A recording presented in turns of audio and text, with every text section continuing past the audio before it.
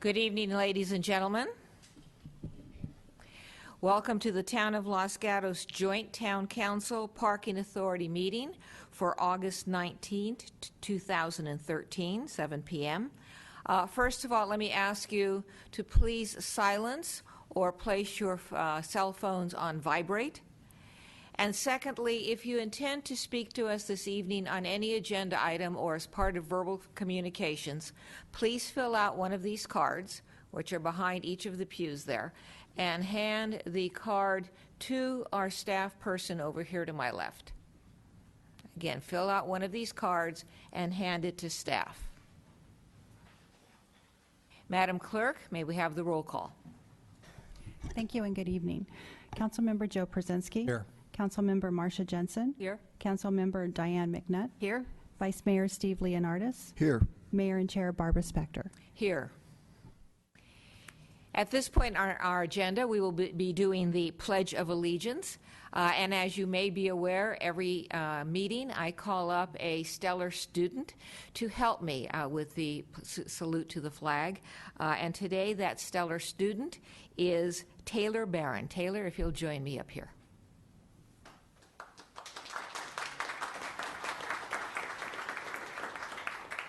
Well, this is pretty good. Normally people clap after I tell you about her.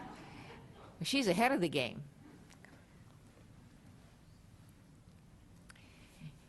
Taylor is a 5th grader at Louise Van Meter. Her favorite subjects are science and art. She volunteers to help special education children at her school. As a Girl Scout, she has volunteered for community service, such as sending Christmas cards to our troops. She participates in swimming and tennis. She enjoys arts and crafts such as origami, drawing, and the new art of duct tape. Is that right? Okay. Her primary interest is piano. She has been playing piano for more than 5 years. How old are you? 10, okay. And she's been playing piano for more than 5 years. I met Taylor recently, actually. I did not know when I met her that she was a Los Gatos student. I met her because she was playing the piano at an event that I was attending, and I went over to listen to her because she was playing so beautifully. And it was at that point that I found out through her parents and through her that she is a Los Gatos student. And so she is here with us this evening, and as soon as I get this on, I'm going to ask you to stand and join us in the salute to the flag.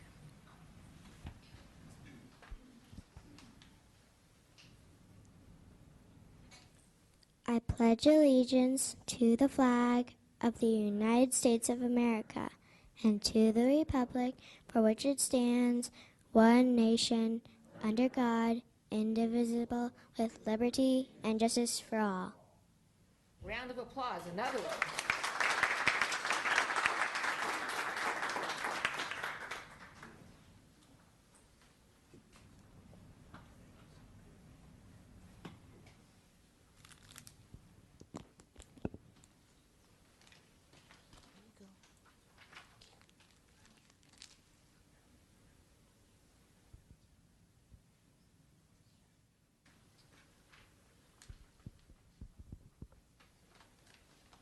One more time.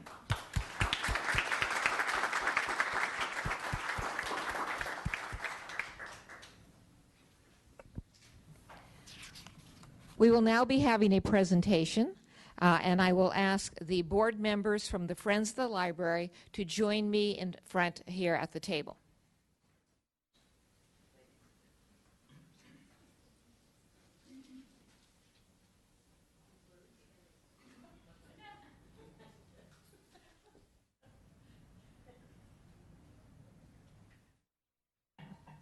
Okay, I'm going to have you all come up here. If you have a spokesperson, I'm going to turn the mic over to the spokesperson and ask you first of all to introduce everybody up here. All right, she is the spokesperson. I guess. First of all, this is the biggest check I've ever seen. And We, the Friends of the Los Gatos Library, are extremely proud to present our check to the town of Los Gatos. And I would like to introduce the members that are here with me this evening. I have our esteemed past president, who really did most of the work, I think. We have Rita Baum. She's also a past president. And Georgina Van Horn and Elise Parsons. And you are? Oh, me. I'm Marlene Rodman. The new president. The new president. And your immediate past president is Carol. Yes. Carol Hamilton. Did I not say Carol? No, you didn't. See, I've known you too long, Carol. She's like part of me. I know, that's right. No need to introduce her, okay? So if you can't see it wherever you are, this is a check for $1,800,000. And on behalf of the council, Barbara Spector as mayor of this town, and the entire community, we want to express our appreciation to the Friends of the Library, and not only the amount of money that they raised, but the work and time that went into it in collecting it. We truly appreciate it, and I know everybody who has been in the library, and I believe it's been every single one of you who is out there, also appreciate it. So on behalf of our town, let's give them a round of applause.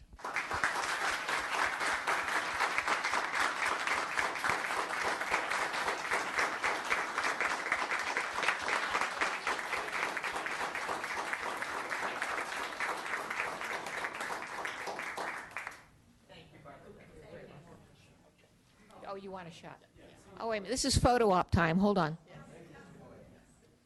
Because we're still looking for money.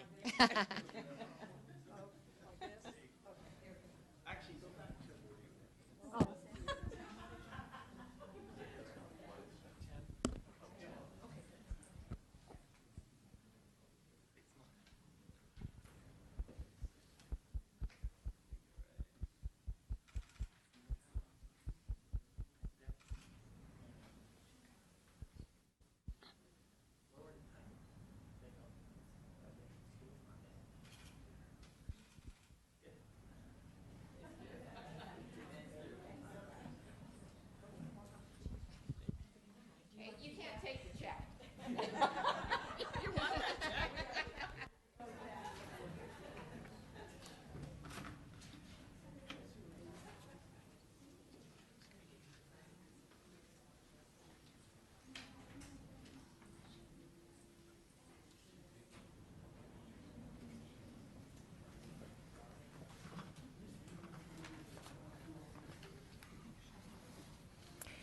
To the Friends of the Library, thank you so much, and thank you again. All right, getting on to less exciting things. Ms. Propp, our closed session report. Thank you, Mayor, members of the council, and the public. The council met in closed session this evening before tonight's regularly scheduled meeting. The agenda they met on was posted and duly noticed. They took no action, and there's nothing to report out at this time. Thank you. We now have council matters. Does anybody want to speak to us on council matters? Mr. Przinski. Thank you, Madam Mayor. The Cities Association Board met in special session on Thursday to determine what the rules and regulations of the new emergency council will be for the county. And as a result of that, we will be forwarding to the town those requirements for individuals who'd like to apply for the positions that would be available for us. And we will explain further when those notices come to the town. Thank you. Ms. Jensen. Thank you, Madam Mayor. On behalf of the town of Los Gatos, I attended a policy advisory committee of the VTA, and of interest to members of the council and members of the public may be that VTA is considering revising the manner in which it assesses traffic impact analysis for EIR reports. So we may be seeing a revision about how VTA might comment on future EIRs for traffic impacts. I also attended a meeting of the Conceptual Development Advisory Committee, and that committee received presentations and provided feedback regarding 2 proposed projects. Thank you. Anyone else? Since the last council meeting, I also attended the CDAC meeting. We had a general plan committee meeting where we, I believe, completed our work on the overlay zone, which will be going forward to the Planning Commission. And the North 40 Advisory Committee also had a meeting where we continued our discussion of the proposed draft specific plan. Manager matters. Madam Mayor, members of the council, a few items for you this evening. First, with the start of school for most districts in Los Gatos this week, it's a good time to remind everybody about traffic safety and street safety, and in particular, our police department, along with all other law enforcement agencies in Santa Clara County, are again doing the Avoid the 13 program through Labor Day weekend, which is one of our periodic crackdowns on driving under the influence to encourage safe driving at the start of school and throughout the year. It's also an appropriate day, and we'll start seeing 2 new officers out on the streets of Los Gatos. Just this morning, we swore in Matt Kirby and Harold Hoyt as our 2 newest officers, filling 2 previous vacancies, and we received them as experienced officers, having served 10 and 5 years previously in other jurisdictions. Just an announcement for the community that we have scheduled our annual Los Gatos Montessorino community-wide garage sale for October 5th, and the deadline for signing up is September 8th. So September 8th is coming up as the deadline for the garage sale. And as we've started doing at periodic meetings this year, I did want to inform the council that on the consent calendar that you will be hearing next, we have 4 desk items before you tonight. For item 4, which is the general plan annual progress report, a desk item explaining why a project was included in that report. We also have a desk item requesting that item 5, the resolution modifying the North 40 Advisory Committee, be dropped this evening, and it will be rescheduled for a separate meeting in September with some additional changes. If there is anybody present to speak on item 5, since it's recommended for being dropped, they could either speak under verbal communications or let us know, and we'll invite them back when the matter is rescheduled. Item 6 has another desk item, and that's regarding our below market price housing program scoring criteria. And last, we provided a desk item on the award of contract for the Highway 9 University Avenue intersection improvement project. That concludes staff report, except for tonight's Did You Know? Before you do that, Okay. I know you're anxious to go. Does anybody on the council have questions of Mr. Manager? Okay, you were absolutely right. Great. I'm going to call up Henry Bankhead.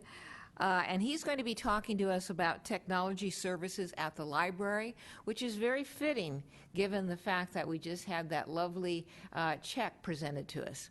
Mr. Bankhead. Good evening, Madam Mayor, Council. I'm Henry Bankhead, Town Librarian at the Los Gatos Library. And did you know that thanks to the fundraising of the Friends of the Los Gatos Library, we have a host of technology resources in our new library? There's more than triple the amount of public access computers for public use, reflected in the fact that computer use has gone up more than 1,000%. We have a very friendly laptop environment with power outlets in all tables, a laptop bar, and a high bandwidth wireless network.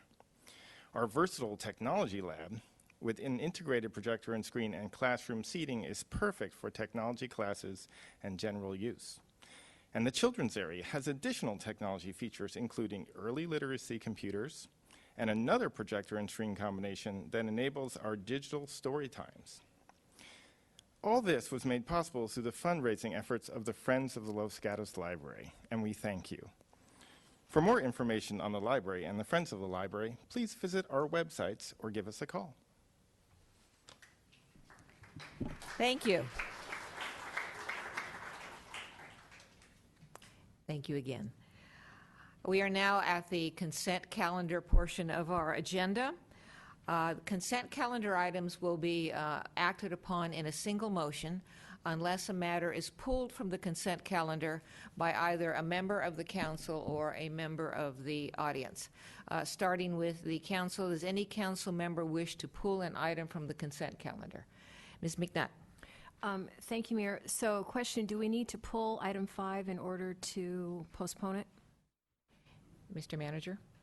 If you act on the consent calendar, given the desk item that recommends dropping item 5, you would be following staff recommendation in the desk Okay, item. in that case, I would like just to pull item 6 for discussion on the desk item. All right, so we have pulling of agenda item 6. Anyone else up here want to pull an item from the consent calendar? Seeing no one, is there anyone from the community, from the audience, that wishes to pull an item from our consent calendar? This is your opportunity to do so. Noting that no one is coming forward, may I have a motion on the remainder of the consent calendar? Mr. Przynski. I'll move to approve the consent agenda, less item 5 that's been pulled by staff, and item 6 that's been pulled for discussion. A question. Yes. I believe that you wanted to leave 5 on the consent calendar as an item that is being, Mr. Larson? It can be pulled and dropped separately or left in and dropped as part of the consent. Then we'll just leave it in and drop it, but I want to pull 6. All right. So we have a motion to approve the consent calendar, continuing item 5 and pulling item 6. May we have a second? Second. Ms. McNutt seconded. Discussion? Seeing none, all in favor? Aye. Opposed? Passes unanimously. We will hear item 6. We will hear item 6 now, and I'm going to look to Ms. McNutt and ask her basis for pulling it, and then I gather, Mr. Brzezinski, did you want to speak to that also? All right, very good. Ms. McNutt. Thank you, Mayor. This item is a resolution revising the below market price housing program guideline scoring criteria. And I did have a question about one of them, which staff answered in a desk item, but I'm still not sure that's as clear as I think it needs to be going forward. So the one that's in question for me is the idea of first responders. And as it says in the desk item, the suggested new wording is emergency first responders, e.g. police officers, firefighters, and emergency medical response professionals, which I understand the committee and staff to mean people who work ambulances and not just doctors and nurses.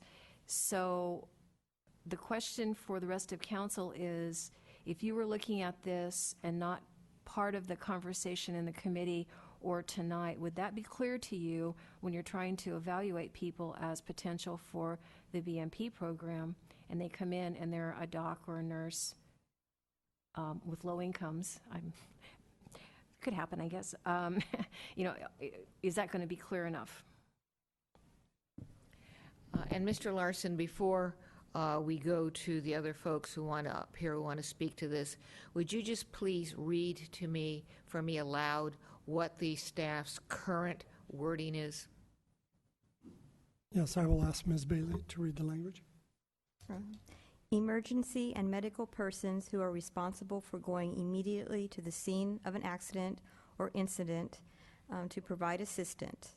Emergency first responders, example, police officers, firefighters, and emergency medical response professionals of agencies serving the town and who have been employed for at least 1 year at the time of the application.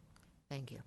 Mr. Przynski, I understand you want to speak to this also? Yes, I had difficulty with this language too, and I think that in our attempt to delineate who we're trying to include in this particular field, I think we've included too much. When I read this, emergency and medical persons who are responsible for going immediately to the scene of an accident or incident to provide assistance, I think that could theoretically be extended to almost anyone who shows up first on scene. particularly if they've got some kind of medical background.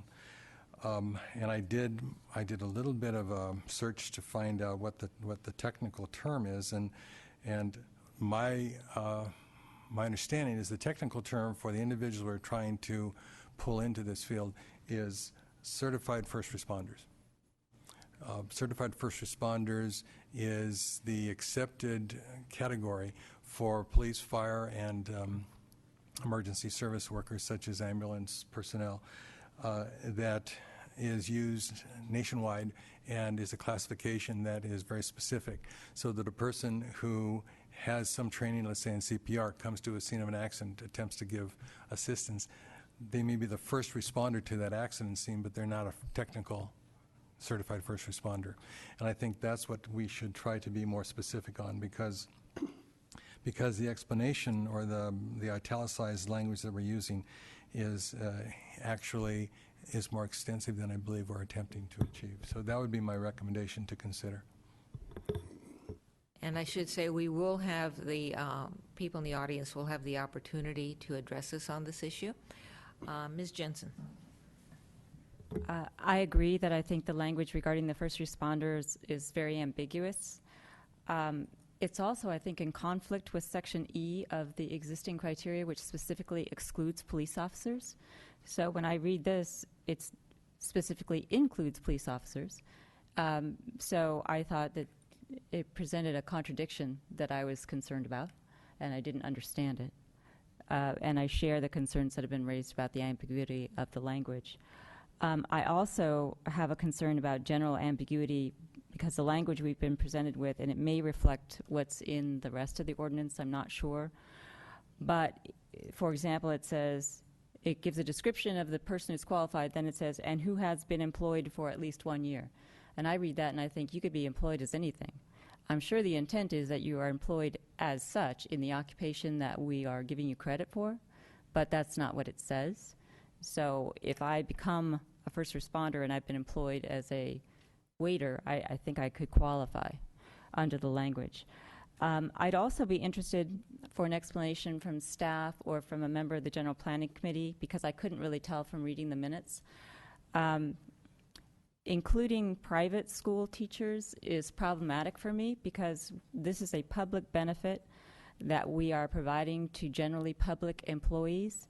And while the schools that I think the General Plan Committee was trying to include, St. Mary's and Hillbrook, are located in Los Gatos, they may not necessarily serve Los Gatos residents. They serve residents from all over the place, and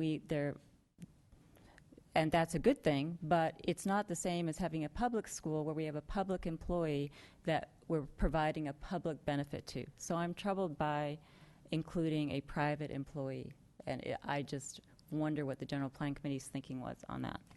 All right, before I go to Mr. Przinski, as a member of that General Plan Committee, two things.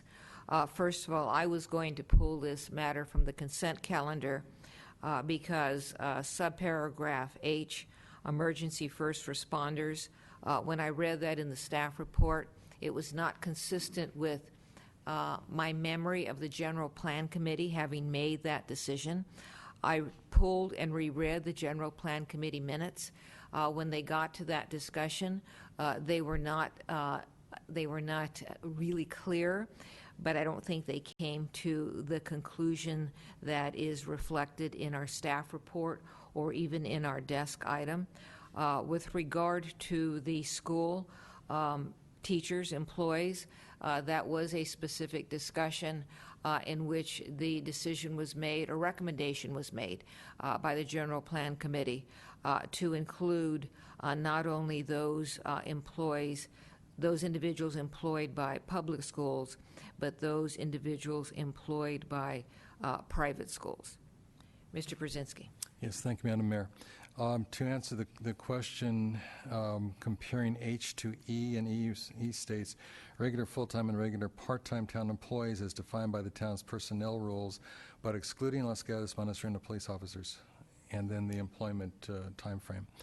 The reason why that's stated in E, and then there's the language in H that includes police officers, is that if the language in E to allow town employees to be given a point value acknowledged in the count towards whatever total they're going to achieve to be eligible for below market housing. If we were to include one of the categories of people who are town employees, our police officers, and then we were looking to emergency first responders or certified first responders as another category that would receive another point value, that means the police officers would receive double count. So that's why that was it wasn't an attempt to exclude Los Gatos PD, but it was an attempt to make sure that there wasn't a double count for a police officer in this language. And then in terms of the private school issue, that was definitely a recommendation made by the General Plan Committee, and the intention was that both schools, public and private, serve Los Gatos citizens, and it may not be 100% in the private school that are Los Gatos citizens, but they are Los Gatos citizens, and we're acknowledging the fact that the teachers in our school system are beneficial to our community, and that's why we included the private schools as well.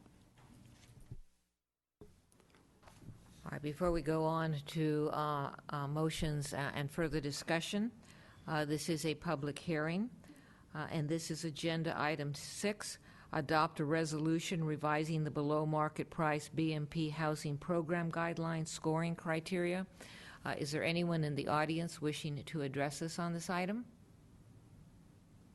Noting for the record that there is no one coming forward, I will turn back to the council for questions, discussion, motion. Ms. Jensen. I would like to make a motion to continue item number 6 so that staff can present us with, I don't want to say better necessarily, but certainly more clear language on what the intent is so that we can consider it rather than trying to amend it at the meeting tonight. And I don't know what date to suggest, but I would suggest that we continue it and hear it at another date. All right, we have a motion. Do we have a second? Ms. McNutt. Sure. Second.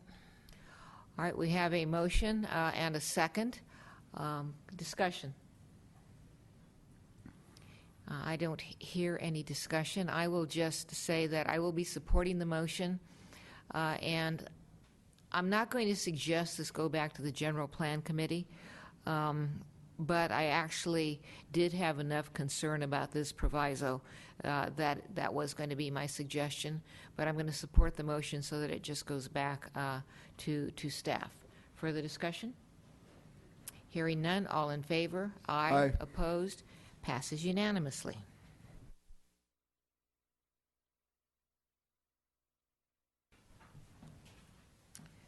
We are now on verbal communications, where any member of the public who has can speak to us on any item not on our agenda. Not on our agenda.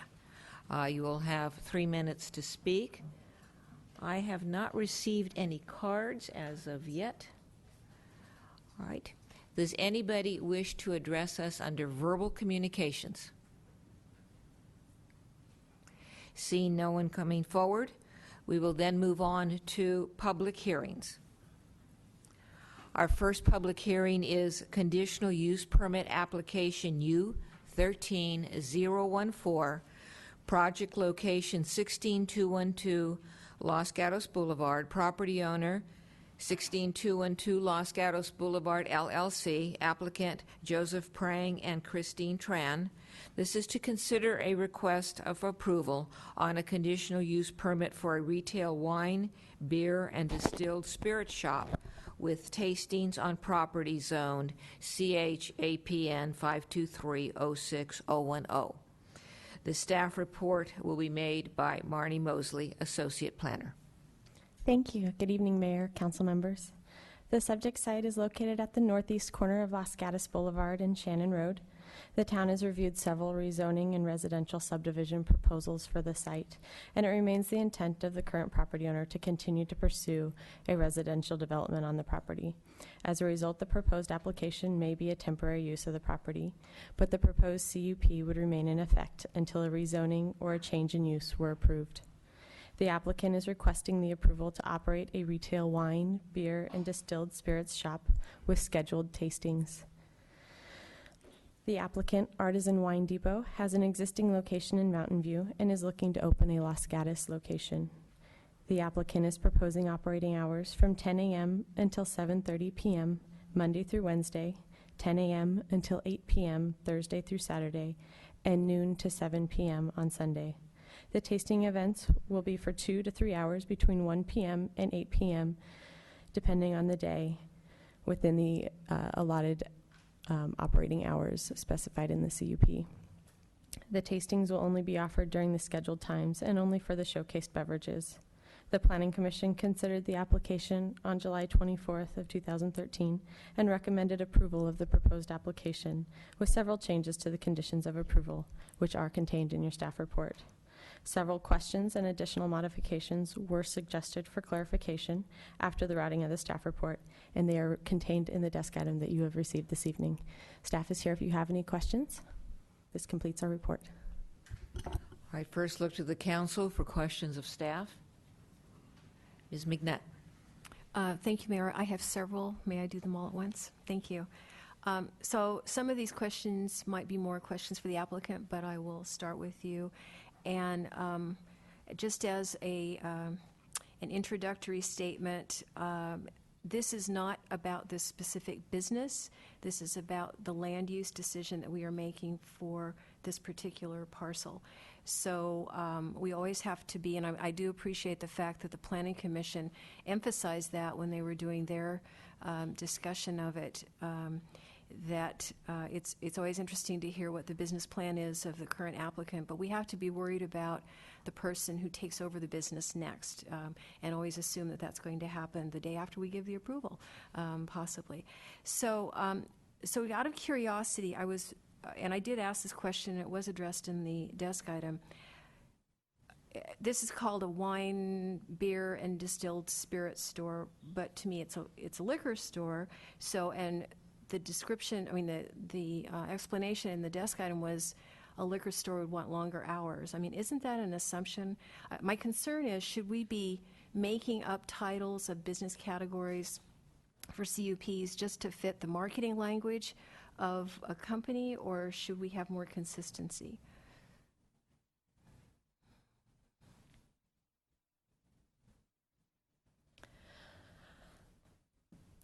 You are correct in that the proposed use could be construed to be operate similarly to a liquor store. Staff attempts to, just like we do with restaurants for fine dining versus fast food versus other categories, we do define that use and try to encapsulate the intent of the approval and the request within that use as best as we can. So that's what you see before you as far as the proposed use. Okay. That's probably something that council can talk about.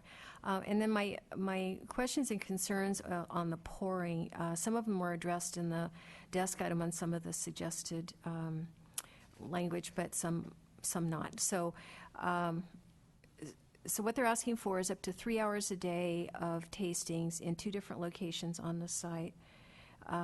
So that's 90 to 93 hours a month. They're willing to limit it to 15 outdoor tastings with no limit on indoor tastings. Is that correct?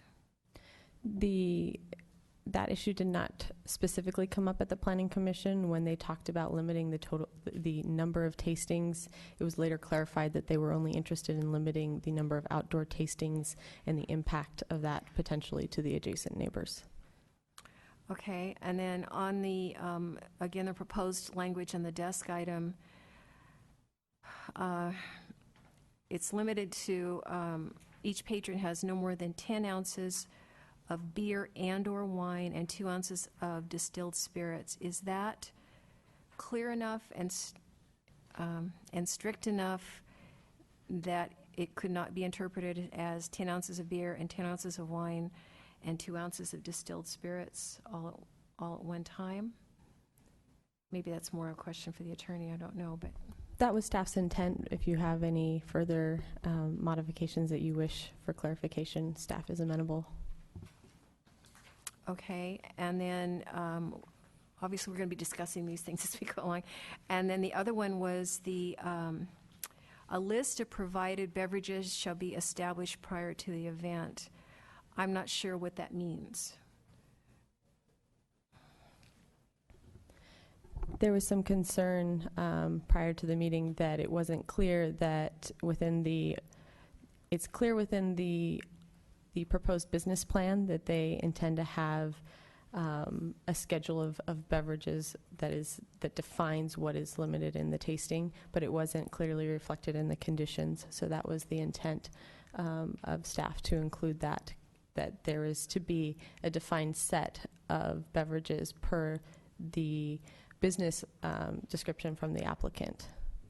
Okay, I think that's going to be some additional language because I don't see how we'd ever enforce that. So a list of provided shall be established. So an hour before they open, they write down a list. I mean, so we'll have to talk about that more, but I don't think that's enforceable as it's currently written. And that concludes all of my harassing questions right now. Actually, very interesting. Anybody else? I have one question, and I think I know the answer, but I'll throw it out there anyway. The Planning Commission raised an issue with regard to not wanting amplified music out of door, something like that. And the town staff at that meeting didn't really address it, at least not verbally. And I see here on the desk item, you have meet with the requirements of the town's noise ordinance. So the question I have for you, which is a question I have a lot, is I'm a neighbor, I hear the noise, and then what do? I call the police, and then how are the police going to use the noise ordinance to address my concerns? The noise ordinance is written to be enforced by the police department, but the staff has included a condition regarding noticing of the neighbors, which would include a local phone number for those concerned with the impact of noise, if there was the potential for that, to contact somebody immediately associated with the business in order to address that potentially, rather than calling the police. And then following up on Ms. McNutt, was her math correct that we could possibly be looking at 93 wine tastings, I think it was a month? Or I should say tastings. I haven't done the math. I would have to do the math to confirm that. The strict number of tastings can be regulated by the council if it were so chosen. It just has not been brought to direction to staff to do so. And somewhere in the paperwork that we have, maybe on the desk item, is there a recommendation or input from staff to the council relating to the number of tastings one can have? For example, can I go in to the inside of the establishment and then to the outside of the establishment and have X number of pours of wine and then X number plus X number of pours of beer plus X number of pours of hard spirits? Is there anything that addresses that issue? I believe the revised condition provided in your desk item talks about each patron shall be limited to no more than 10 ounces, no more than that specific allotment, and that would be per tasting event, which would be per day. Is per tasting event per day? If I might add, and also responding to Councilwoman McNutt, the current language reads, each patron shall be limited to no more than 10 ounces of beer and or wine or 2 ounces of distilled spirits. In response to the question the mayor raised, that could be per day or per tasting, as the council might choose. And then the clarification for Councilwoman McNutt would be to strike the "and" after beer.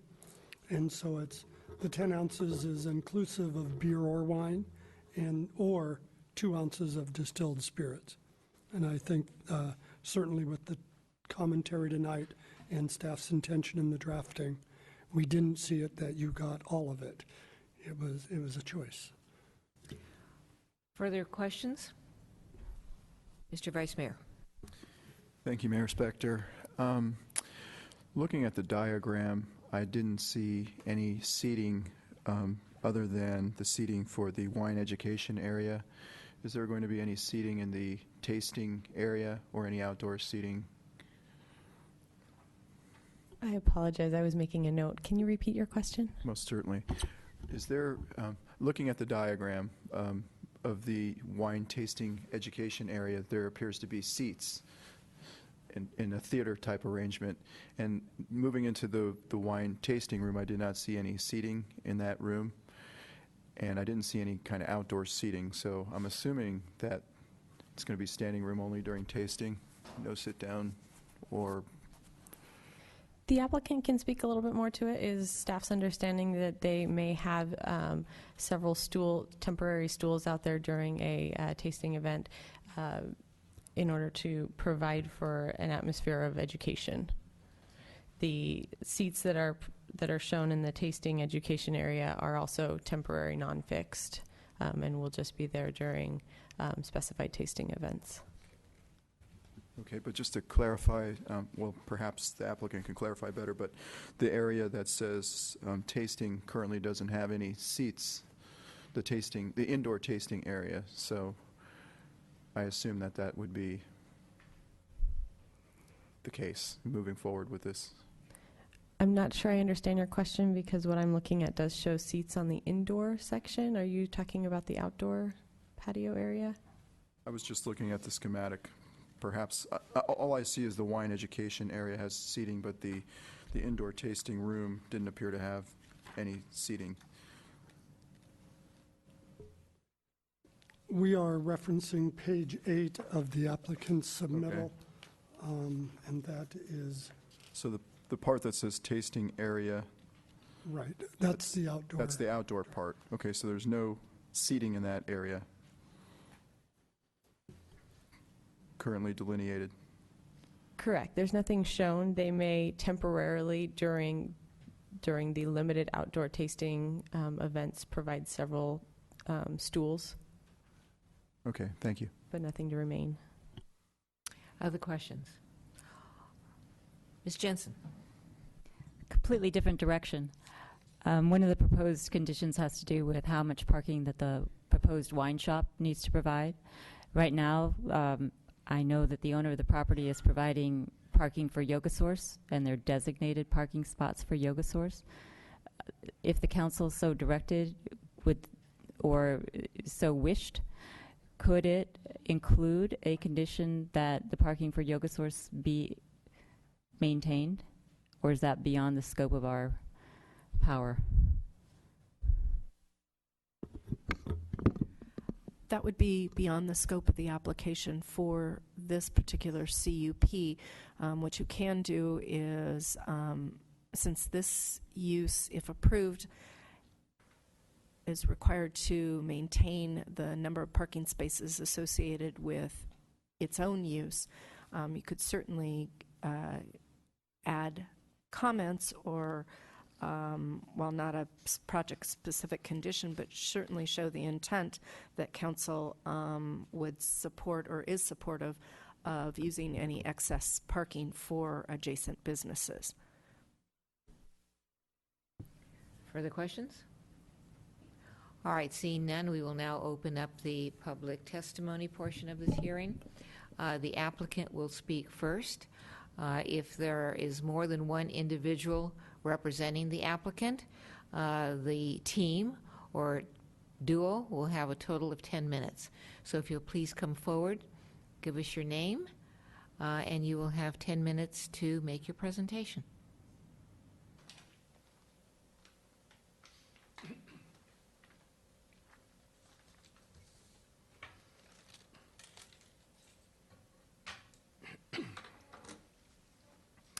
Madam Mayor, council members, good evening. My name is Joe Prang. This is my business partner, Christine Tran. Myself and my family have lived for the last 10 years on Sund Avenue in Los Gatos. My family and Christine's family have lived in San Jose, Los Gatos, or Saratoga for over 25 years, so we are from the local area. Our CUP, as noted, is for a high-end wine, beer, and spirits retail shop with tasting. If it is approved, it will be considered as Artisan Wine Depot Los Gatos.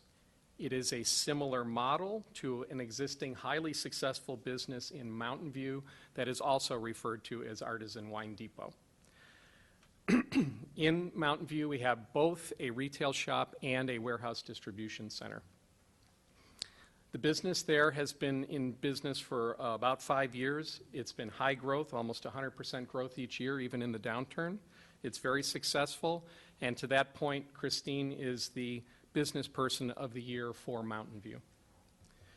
We have thousands of products in our stable, so when we talk about these wine, beer, and spirits, there's products from all over the globe. Every country you can probably think of that's either a wine-producing or a beer-producing region, for example. There's many formats, small, large, magnums, those types of things. There's older vintages, and there's consignment wines, so we have a lot of different kinds of products. It's a professional operation. We provide professional education. In our tastings, we provide tasting notes. We do provide, as was discussed here, a preset list of what is going to be in the tasting in minutia detail, the varietals, the vintages, tasting notes, etc., scores. We provide wine maps, glassware, decanters, and accessories in the shop also. We reach customers in a lot of different ways. We're a retail shop. We take orders by phone, online. We have a mobile setup for corporate events, and we do wholesale to restaurants also. We have tastings with winemakers from around the world. It's very professionally run, and in our current operation, and there was a photograph in the CUP, we have what we call the Winemaker Wall of Fame. So when they come, they present, we taste the wines, we take photos of them, they sign the Wall of Fame, and so on. We participate in many ways with local communities, like multiple wine and art festivals up and down the peninsula, Boogie on the Bayou. We participated at the Los Gatos Chamber of Commerce annual dinner. We are going to participate in the wine walk, etc. We're asking you in this application to let us bring that business in an even better form to Los Gatos. We have feedback from many current customers that there's a strong need for this type of business. I hope you saw the referral letters, and I hope you saw the support we had at the Planning Commission meeting. You'll hear more tonight, I think. There are great restaurants, wine bars, supermarkets in Los Gatos, but there is not a high-end artisan wine craft beer shop. The demographics of Los Gatos and the surrounding area is very similar to the one we have in Mountain View, and our shop borders Los Altos and Palo Alto, or right near San Antonio. So our primary customer base there is residents from areas like Los Altos, Palo Alto, Atherton, etc. Lots of professionals, many ethnic backgrounds, a lot of people who are very wine and travel knowledgeable. They know about the regions all over the world. We thought long and hard about how to come into the local market and integrate ourselves into the local area. We've been working since the beginning of the year in a number of ways. One way is this program. It's called Round the World Wine and Food Tour. I hope you've heard about it. We've been doing it in conjunction with Purple Onion Cafe over on Winchester Boulevard. Hundreds of Los Gatos residents have attended. We do a special pairing from different places around the country. We've done 7 major regions in conjunction with them. We pair their food with our wines. We've also started a series with Forbes Mill of vintage Bordeaux tastings. We did a 7-course meal and vintage Bordeaux tasting with them. It sold out in 1 hour, which shows you the interest. Our location is a good fit both ways. We chose outside the downtown area to avoid congestion, dedicated parking issues, etc. There is no build-out or construction or anything like that in this use permit that we've applied for, so the residents won't have big trucks and doing all the type of things. In fact, we believe it will improve the landscape and maintain the character of the place with a more wine shop orientation, like wine barrels and those sorts of things. Obviously, the building's been vacant for a while. Tagging, smoking, all kinds of things going on around it. We think it's better to be inhabited with our thing. Our daily operating mode fits the local area. We're not a high customer volume business. We have a high average sell price because our products are high end, but we don't have a high volume of customers like other businesses. We are not open any day till 10 a.m., so we don't conflict with the kids going to school in the morning. Our deliveries are typically between 10 and 2 because both us, facility, and our suppliers do not want to compete with traffic on the highways, so they tend to not want to do it. They can't do it before 10, obviously. They do not want to do it after 2 because they don't want to get caught in traffic. By operating out of our Mountain View, I mentioned we had 2 facilities, the distribution center, we have kind of a hub and spoke setup. So, quote, the big trucks can go to our distribution center, drop there, and then smaller things can be distributed between our 2 storefronts. When school ends is typically our lull time. When the kids get out of school, we don't have much customer volume then because everybody's a working professional. We usually don't see them till after 4 or 5 because of that.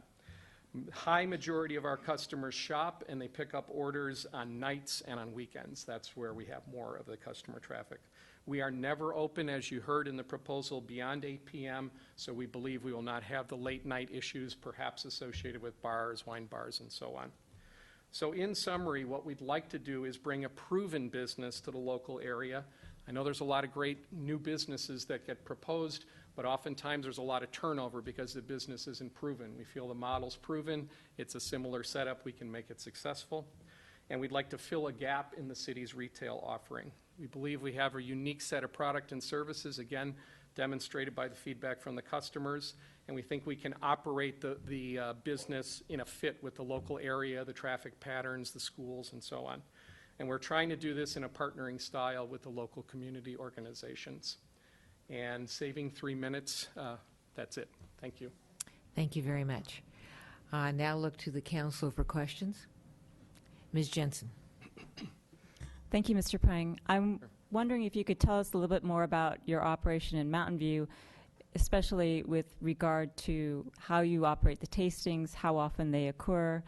Are they outside? Are they inside? Have you had any issues with police with respect to the tastings? Just give us an idea of how that works. Sure. Let me say a few things, and then my partner, Christine, will say. First of all, Ms. Jensen, the facility there is not set up in any way, shape, or form for an outdoor tasting area, so the tastings there happen to be indoor. If you just saw the way it's laid out, it's not conducive to it, okay? Tastings typically range from Wednesday, Thursday, Friday. They're 4 to 7 p.m. or so in that time period. Again, consistent with what I said, we're trying to catch the people after work. And then there's some tastings on Saturday or Sunday, usually in the 2 to 5, 3 to 6, something in that kind of time frame. All of the tastings have, first of all, we charge for the tastings, so you have to sign up for them. You can sign up online, by phone, in person. There is, I said, a fixed lineup of every tasting. People want to know what they're obviously going to come in and taste. They know who it's from, what kind of wines, what kind of varietals, that sort of thing. So that gives you a little bit of backdrop on that. Christine can comment also about, the police issues and all that sort of thing, too, and anything else. So you've asked some great questions. So we've been open for almost 5 years, and we've had our tastings over in Mountain View. Our tastings have been, because of the size and location, have been indoors. And as Joe had mentioned, that usually we send out a list of invite of what the theme of the tasting, let's say if we were to have a special winemaker in town. And so people RSVP, and what we try to do is limit the number of attendees just so that it's not too congested.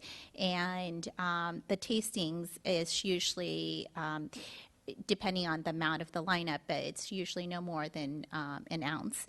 And it's more of an educational purpose, and many of the times we actually have maps and we have tasting sheets to talk about the wines, and the winemaker would talk about what, which, where it's from, how it's grown, and basically we'll have a sheet so that if they enjoy what they're tasting, then they're able to purchase the wines. And in the 5 years that we've been open, we've had no incidents, and no police has came on the property or anything of that nature. Yeah. May I also comment that we are both certified sommeliers. I forgot to mention that it is in the CUP, so we both had education and certification as certified sommeliers. And the people who do the tastings along with us, either they are the winemaker or distributor for the product, and some of those are certified sommeliers, as I think you'll hear later. Thank you. And one of the questions that was addressed I'm sorry, by you're responding to Ms. Jensen's question? Miss, yes, I think it was earlier, Diane. I think it's Diane. Let's, at this point, we're going to do question and answer. Okay. So let's see if anybody else from the council has questions. And look, Ms. McNutt has a question. Thank you, Mayor. I'll repeat what I already said earlier. We walk a fine line on these between wanting to welcome a business that clearly is successful in another community, clearly has a lot of community support, and trying to accommodate your needs so that you can replicate that success in our community with what horrible thing could happen if you were to sell the business, or if the spot would convert over to someone else, because the CUP, even though I understand you have limited lease, the CUP runs with land for eternity until something happens. So that's why I'm trying to figure out, and we do a lot of speculation, like what's the most evil thing that someone can do within the CUP that we have set up here. So would you ever envision that you would have tastings both inside and outside at the same time? It would be the same tasting if it's inside or outside, so it would be the same theme. And earlier you also asked a question which I wanted to address is, are they going to have liquor, beer, and wine? Usually our tasting, our theme, so if it's wine alone. And usually if we're going to have a craft, and it's all artisanal craft like beer, it would be beer only. So we usually don't interchange them, just to answer your question. But so let me ask the questions. Yeah. Okay. So if we were, and I'm going to do these in little chunks here. Okay.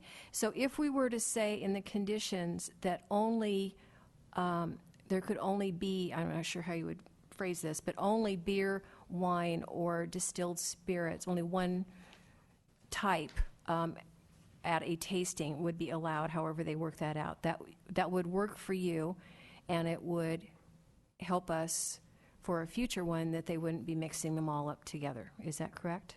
Well, 90% of the time, that is correct. That's the nature we can show you our tasting theme for this past year.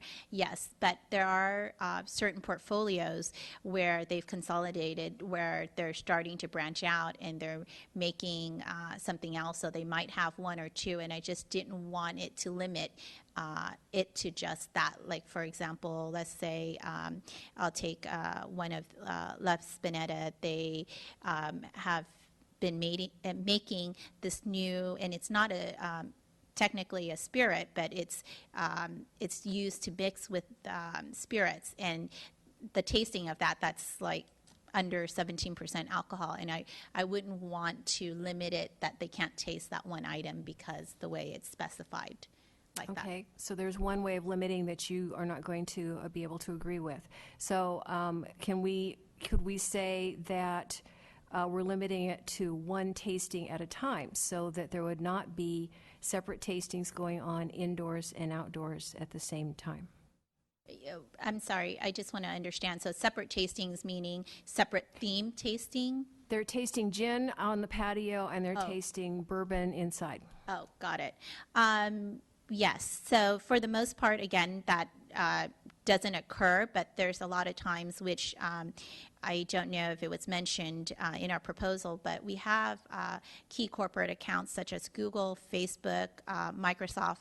Many of the times we're on site because we work with the kitchen, but a lot of times they want to leave the campus and they want to do a private, like a team building, 5 or 10. So it might be so that it's in that room that they're doing that tasting, and that's their own wine. And outside might be our regularly scheduled tasting. So there might be an occurrence where that might happen, but it's not like gin and then outside is bourbon or something like that. But it could be. I mean, Yeah. Do you see what I'm trying to say? So do you see we have to balance here between the way that you operate your business and the restrictions we're setting up for the future? So I'm trying to find some ways to narrow this that work for you. I understand. We're striking out so far. Did you, Mr. Prane, did you want to May I speak to her for just, if we just not public tastings at Yeah. the same time? Yeah, if we're fine with saying not multiple public tastings at the same time. If we can do that, that's. Okay, and then you've already offered to limit the outdoor tastings to 15 per month. You've got, the way it's currently written, it's up to 3 hours a day for tastings. So again, if it's 30 days in the month, that's 90 hours a month, potentially in 2 different locations. Is there any limit on the number of hours, less than that would work for you? Well, we find that if it's less hours, it would be too restrictive because a lot of our clients are professional business people, and a lot of them actually we give them that window so it's a casual, so they don't have to show up, because if they have a meeting, they can't show up right at 5. If they come later, they can taste through casually. And many of our clients, they can testify that when they taste, many of them don't even go through the entire lineup because they need to be at another location. So they taste, and a lot of times people, we offer an array, but some people only drink white or only drink red. So that usually we offer maybe a lineup of 8 to 10, but people sometimes only taste like 3 or 4 depending on what they like. So that's it for me right now. All right, anybody else? Ms. Jensen. Let me try something with you, Ms. Tran. You indicated, or I think Mr. Prang indicated, that your tastings are RSVP by invitation. Right. Would you be comfortable with some kind of condition which indicated that it was a particular manufacturer or winemaker or whatever it was, and it was by invitation and limited to X number of people? Would that work for you? It would, depending on the amount of people. I don't think we're opposed to it. But then again, like I said, some of our tastings will have certain winemakers. They have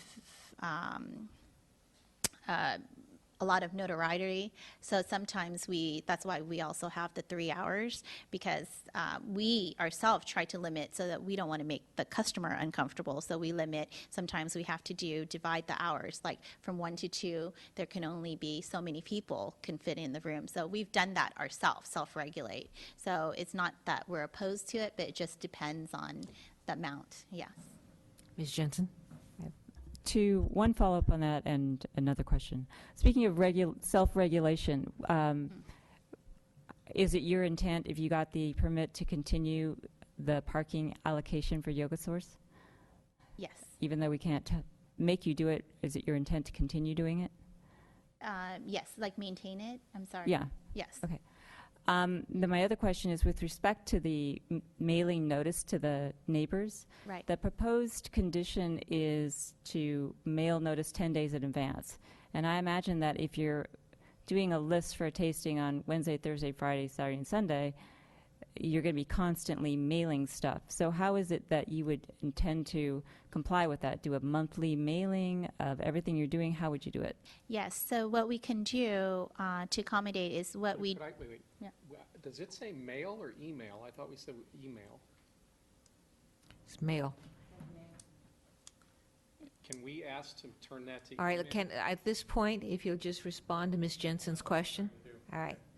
So do you have an answer to her question? Yeah.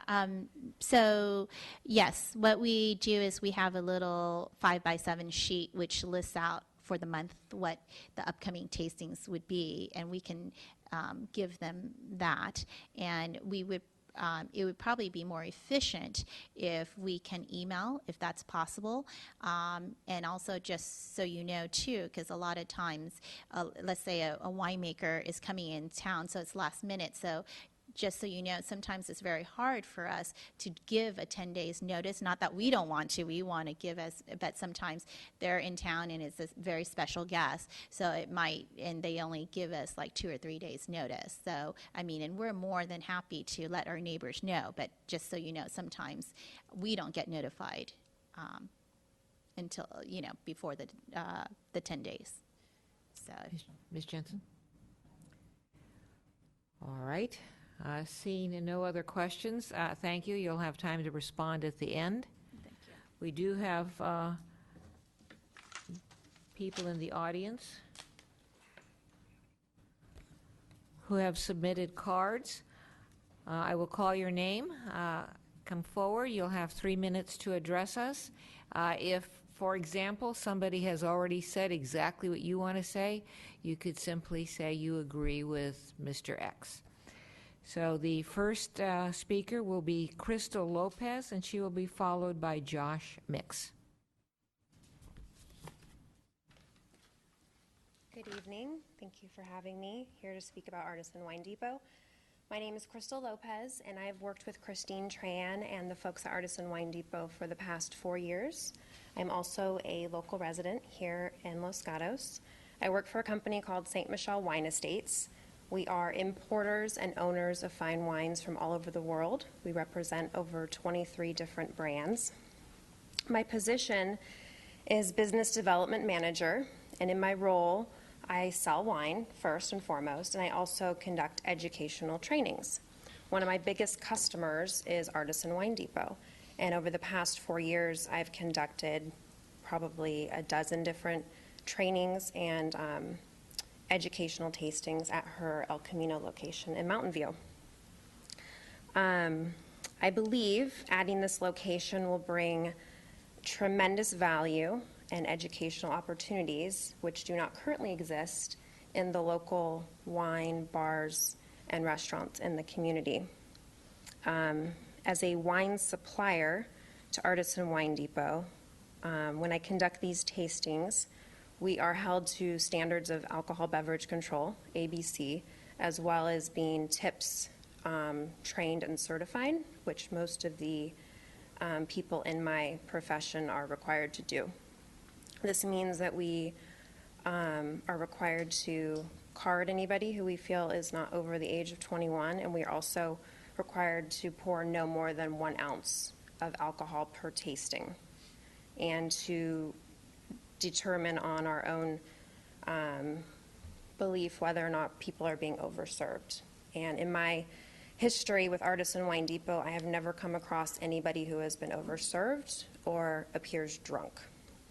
These tastings are extremely about education. People who come to the store are extremely wine savvy, have traveled the world, have been to most of these places where the wines have been made themselves, whether it's Italy or France, Spain. The wine itself is just a bonus. They are really there for education, to meet the winemakers, to hear more stories, and go home with a couple bottles of wine to enjoy. A lot of times as well, I will see and meet, 30 seconds. I will see meet couples who come, let's say on a Friday night for their date night. They'll come to Artisan Wine Depot, have a few tastes of wine, buy a couple bottles, and then go to a local restaurant for dinner. So it's also a great opportunity to get some more foot traffic here in downtown for the local restaurants and support them. Artisan Wine Depot is a world-class establishment. There's not a lot of places like it in the Bay Area that I have seen. I work from South San Francisco all the way to Big Sur, and to have, okay. Thank you very much. You're welcome. Josh Mix, followed by Lorraine Lauren. Council, Mayor, thank you very much. My name is Josh Mix, and I work with Southern Wine and Spirits. The division I work in is called American Wine and Spirits. We're a fine wine, family-owned, small production distributor from Southern. Essentially, what we do is sell wine to Christine and help her facilitate tastings, bring people from all over the world who are winemakers or from established wineries to present to people that have never seen them before.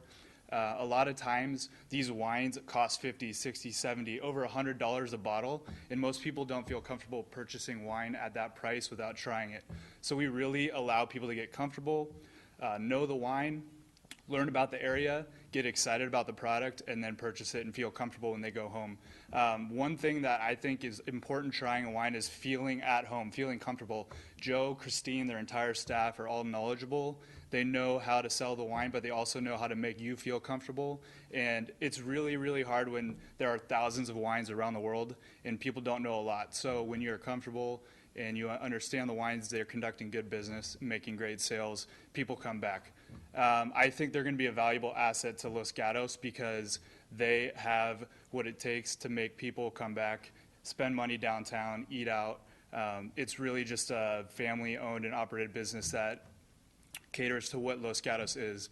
I've grown up in the Bay Area. I went to Bellarmine, and then I went down to Cal Poly in San Luis Obispo. I studied wine in the wine program and moved on about 5 years ago. I've been in the industry for 5 years, and every single time that I've been to their business, it's a great time. They conduct a good business, and I really think that this is something that you guys should consider and will do well. Not only are Christine and Joe, like they said, trained professionals, but I think that what they have to offer is going to be of great value to you guys. So thank you. Thank you. Lorraine Lauren, followed by Horst Brenner. Good evening, council members and mayor. Sorry, I'm a little sick right now. I've known Joe for 7.5 I'm sorry, would you please get closer to the mic so we can hear every word you say? Sorry, I'm a little sick right now. I've known Joe for 7.5 years, and I've grown up in Los Gatos in Saratoga my entire life. I've participated in their tastings at Purple Onion Cafe and at Artisan Wine Depot. As a younger person who is constantly looking to expand their knowledge on a passion or a hobby, right now it's wine, tomorrow it might be art, I think they would be a wonderful asset to the town of Los Gatos. That's all. Thank you. Hope you get better soon. Horst Brenner and Kenneth, followed by Kenneth Knox. Good evening, council members and mayor. My name is Horst Brenner.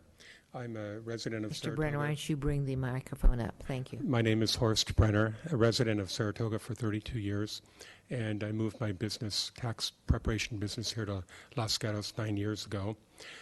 I've known Joe for 25 years, and he's started quite a number of businesses. He's been very successful, and he sent out, I guess, kind of a trial balloon here with the local residents with a combined effort with the Purple Onion over in near Aldo's restaurant.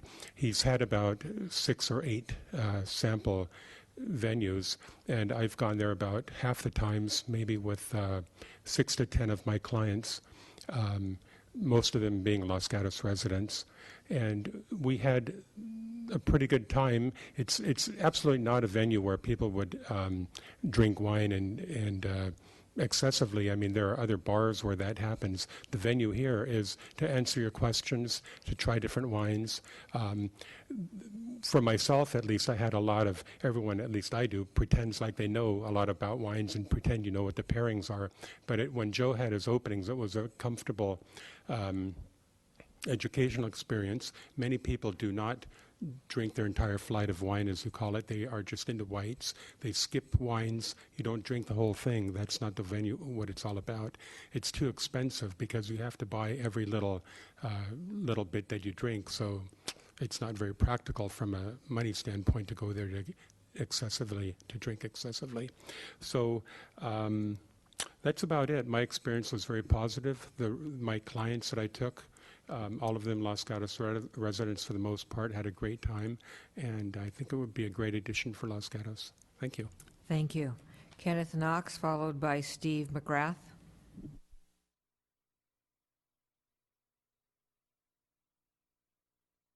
Good evening, Honorable Mayor, Town Council. I'm Kenneth Knox. I'm a 23-year resident of Foster City. I'm a certified sommelier and Wine Spirits Education Trust Advanced Certified. I worked for the Henry Wine Group for 9 years. I also worked with Bradley Ogden as his sommelier and general manager, and also with Gary Danko. And I've been doing this about 25 years. And all of my 25 years, I've never seen a more organized retail store that concentrates on education. I probably have done almost, in the last 5 years, 100 of these wine education seminars. I bring big maps. People love tasting the wine. It's all organized and advanced. I've also done private parties for Adobe systems, Google, Facebook, and a lot of other tech firms that bring business down to the Los Altos Mountain View area. So I've known Christine about 5 years. She's got a great family. This is a good business. She has a good business plan, and the people that she attracts are all high-end residents of, Mountain View and Los Gatos. So this is a very important venture for her and Joe. They're solid human beings. I think they'll bring a lot of good business to this area. Thank you. Thank you. Steve McGrath, followed by Mark Garrett. Mayor and council members and staff, thanks for the opportunity to speak. Mr. McGrath, I'll have you bring the mic up. Thank you. I have to repeat everything again. Hi, everybody. I'm a resident of Los Gatos in Main Street. I am the owner of Yoga Source Los Gatos, over the road from the intended site of Artisan Wine. I want to quickly address a question to formalise a response in that pending the approval of the CUP, or in anticipation of it, there is a sublease in place with Artisan Wine and Yoga Source Los Gatos for Los Gatos to use a certain area of the parking lot, which we have a formal agreement in place, including maintenance, use, and so on. I'd like to express support for the issuance of a CUP for Artisan Wine Depot. I have a few different reasons. There are plenty of great restaurants and bars in Los Gatos, each carrying a very limited range of wine products, but the town currently lacks a source of premium products at value retail pricing. As a result, people from the Los Gatos community regularly travel to other areas to procure these products. The addition of Artisan Wine Depot to the local business community will not only allow local residents to conveniently choose from an expansive range of local and international offerings, it will bring valuable retail tax dollars back into Los Gatos. Approving the CUP directly supports the town general plan's public convenience goals to minimise travel into other communities. The high average ticket price, which I think you'll see in the CUP application is around $150, will help to ensure that that retail tax revenue is optimised. Artisan Wine Depot have a proven and high-quality business, as you know, in their current location in Mountain View. Amongst many other accolades, I think we've already mentioned it, Ms. Tran was recognised as Business Person of the Year for Mountain View 2012. The addition of this business to the local area is highly complementary of the surrounding businesses, such as Lenardi's and Whole Foods. In other words, having food and wine sales in the same general area and proximity improves the efficient use of town infrastructure, such as Los Gatos Boulevard. In other words, if we're already shopping in the area for our food, getting wine in the same trip is more convenient for us and allowing us to use Los Gatos Boulevard just once to get all those products. Artisan Wine Depot has made every effort to ensure they have more than sufficient car parking for their use and ensure no negative impact to the surrounding businesses and neighbours, including ourselves, of course. In my dealings with Joe and Christine, I've found them to be honest and fair with the highest level of integrity, and in summary, I feel that their choice to open a business in Los Gatos is very positive for the town. Thank you. Thank you, sir. Mark Garrett, followed by Marlene Rodman.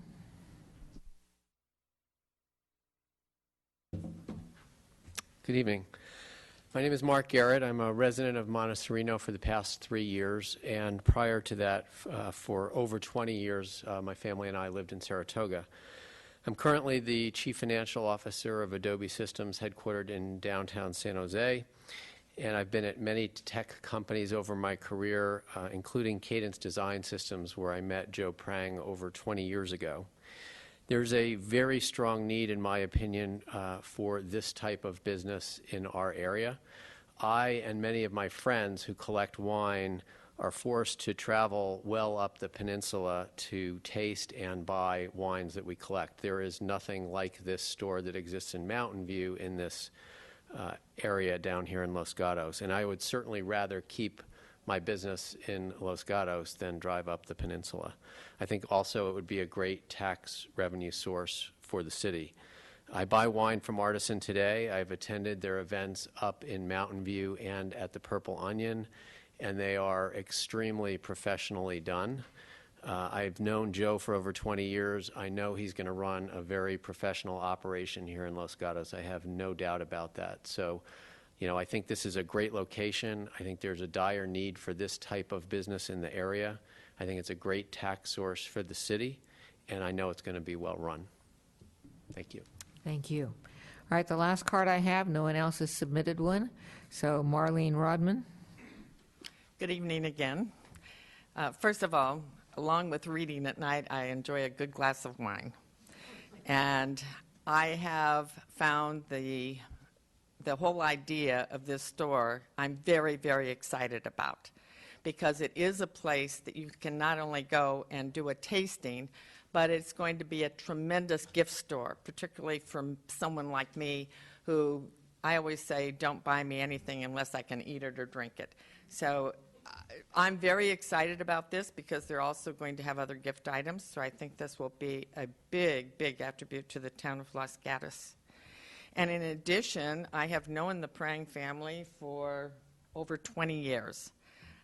They, in itself, will be a good addition to our to the business in our community.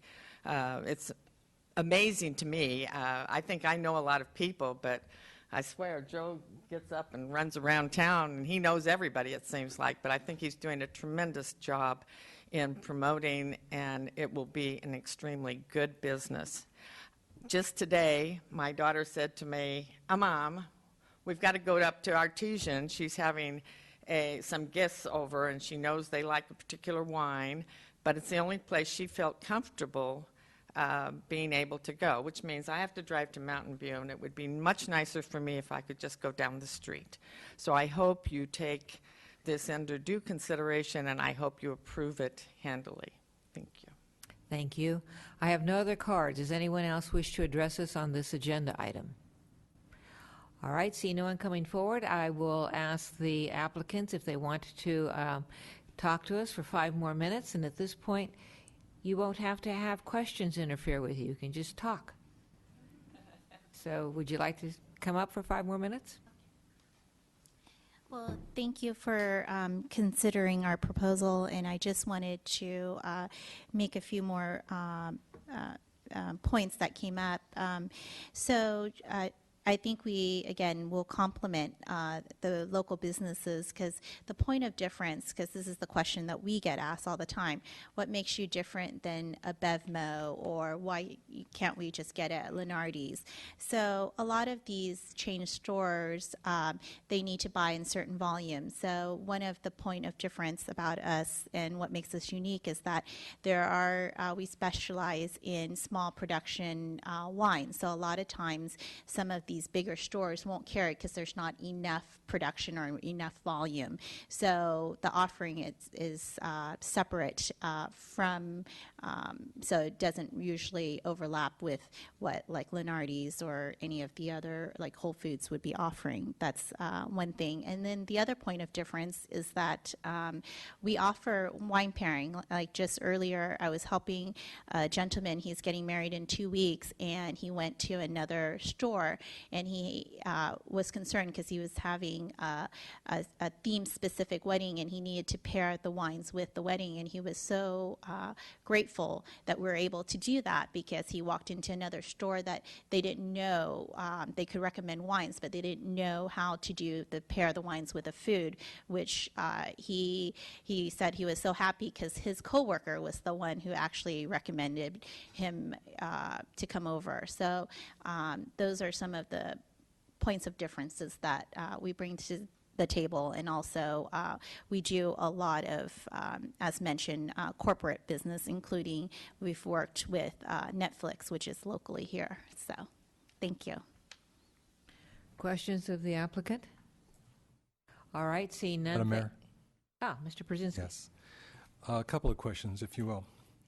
First of all, thank you for your presentation and your interest in Los Gatos.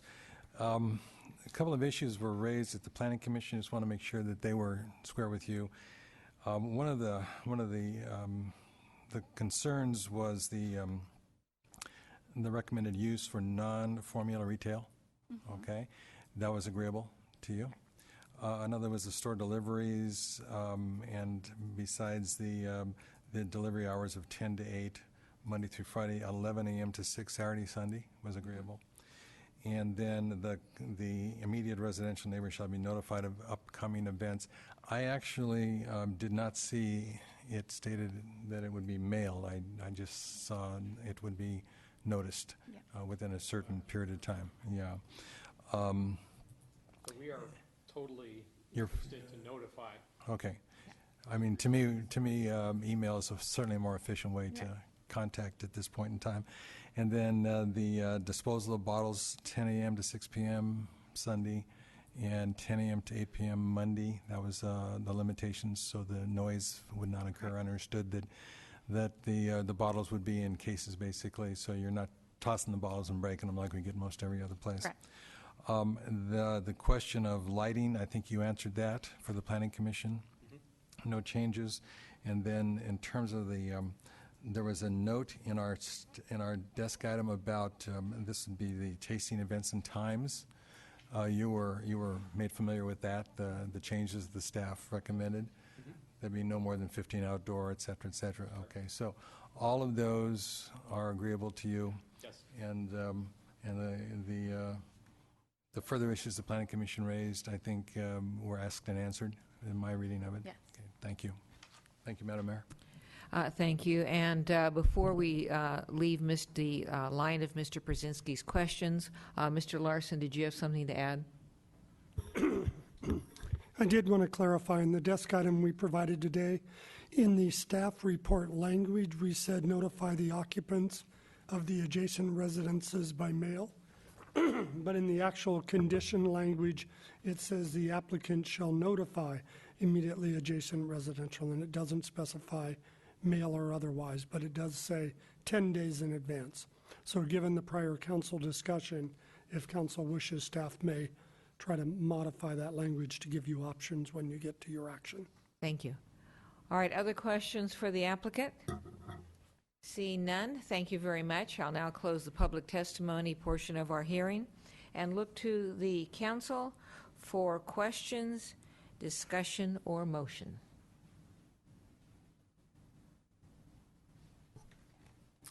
Madam Mayor. Mr. Brzezinski. I'd like to, I think some of the questions asked earlier were all in relationship to the conditional use permit and what runs with the land. And I'm not particularly interested in reframing your business plan, particularly if you've got a successful business plan. I am interested, though, in answering that question that I believe was the issue that Councilwoman McNutt raised.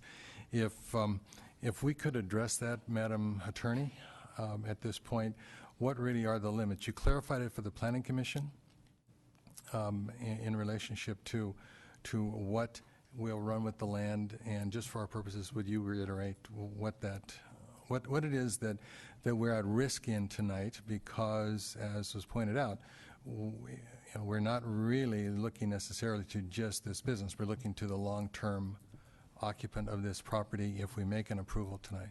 And let me add on to that. Same question, but since it runs with the land, couldn't this simply be a liquor store that runs with the land, or a liquor store that has 90 wine tastings a month? Same question? Yes. Same issue. The proposed conditions, number 2, says expiration. It says will expire 2 years from the approval date. So are we really looking at running with the land forever, or do we have a condition that it's expiring in 2 years? Thank you all.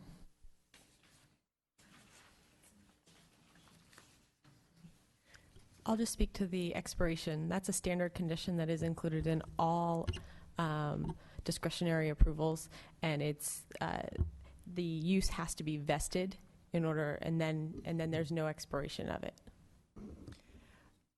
So to speak to the council's questions about the conditional use permit, this use permit, just like any other conditional use permit that the council approves or has approved in the past, would run with the land. That means that next business could operate the same type of business in the same space. What Planning Commission tried to do and was very careful doing was to narrow the description of what this business is allowed to do and what define that use in a more narrow scope than a larger. Planning Commission used the example of a chain retail store that sells fine wine, beer, and spirits. And as you recommended by the Planning Commission, they added to use the term non-formula so that would limit it to a non-formula retailer in the next time. And again, Planning Commission and Council can add to those types of limitations.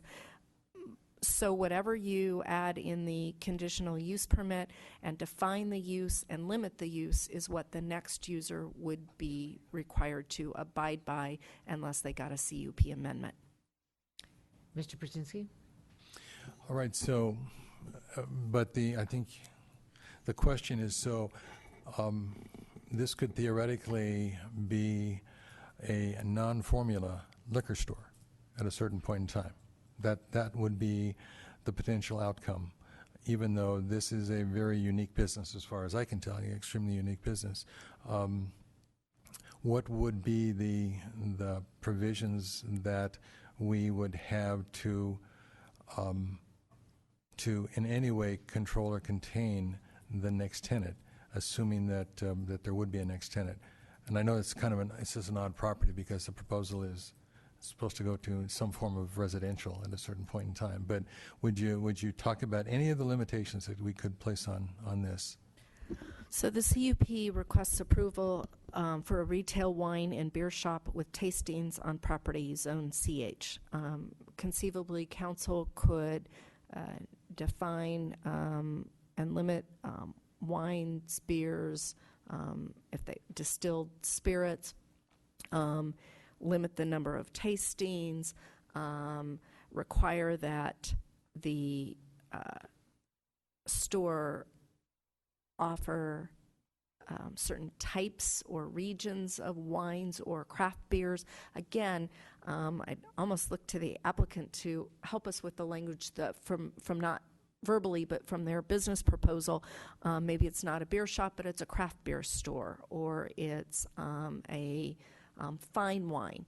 Again, council has a wide discretion to tailor the CUP with descriptive terms and conditions, not dissimilar to what you did with a restaurant, wine shop in the downtown core area, where you described the amount of retail square footage, the limitations on layout in the store that makes it unique to this type of user and not necessarily to a different type of use.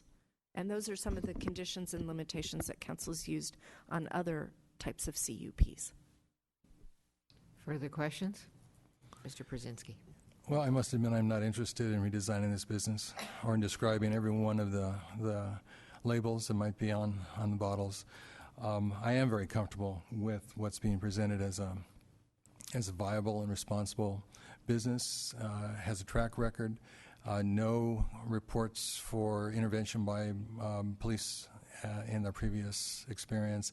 I think it lines up with all the things we're trying to achieve in terms of a good business coming into town. And I don't exactly know how we constrain any future tenant in this regard, and I don't see these folks having to take responsibility for some unknown future tenant who's waiting downstream to come in and to take this property. So my sense is that I have to admit that I think the Planning Commission did an excellent job. Excellent job of the analysis review and the recommendations and the folding of those recommendations into the conditions of use. And I guess if I look, at what's the worst case scenario, that at a certain point in time this would become a liquor store. We do not prevent or disallow liquor stores in town. We're not saying that, there's anything about this that imitates a bar that would be a standalone bar where people are going to perhaps become intoxicated over a long period of time. I think it's a very unique use, and I believe that the small tastes, you would have to spend an awful lot of time and spending a lot of money if you wanted to walk away from this store at a certain point in time and act in a way that's irresponsible. So I'm inclined to, with the inclusions of the conditions of approval that have been evolved and presented us in the staff report, and that would be on pages, particularly it would be after number 4 on page 2, the inclusion of that language in tasting events and times, and the rest of those inclusions that showed up in the conditions of approval. I will make a motion to accept the Planning Commission's findings and recommendations in the form of the meeting minutes that were contained in Attachment 7, and then make the required findings that are contained in Attachment 1 in the staff report, and approve the conditions of the conditional use permit with the modifications as recommended by the Planning Commission and contained in the desk items in this report. That's my motion. We have a motion. Do we have a second? Ms. Jensen, is that why you're waving at me? Yes. I'd like to second the motion. I believe that the conditions are sufficiently specific that the type of business that's going to operate here, regardless of who is managing it, I'm comfortable with the conditions. I'd ask the maker of the motion whether he intended to include the, if you will, the modified notification process. That would be email versus Yes. mail. Yes, I am. So I would support the motion and second it. Further discussion. Ms. McNutt.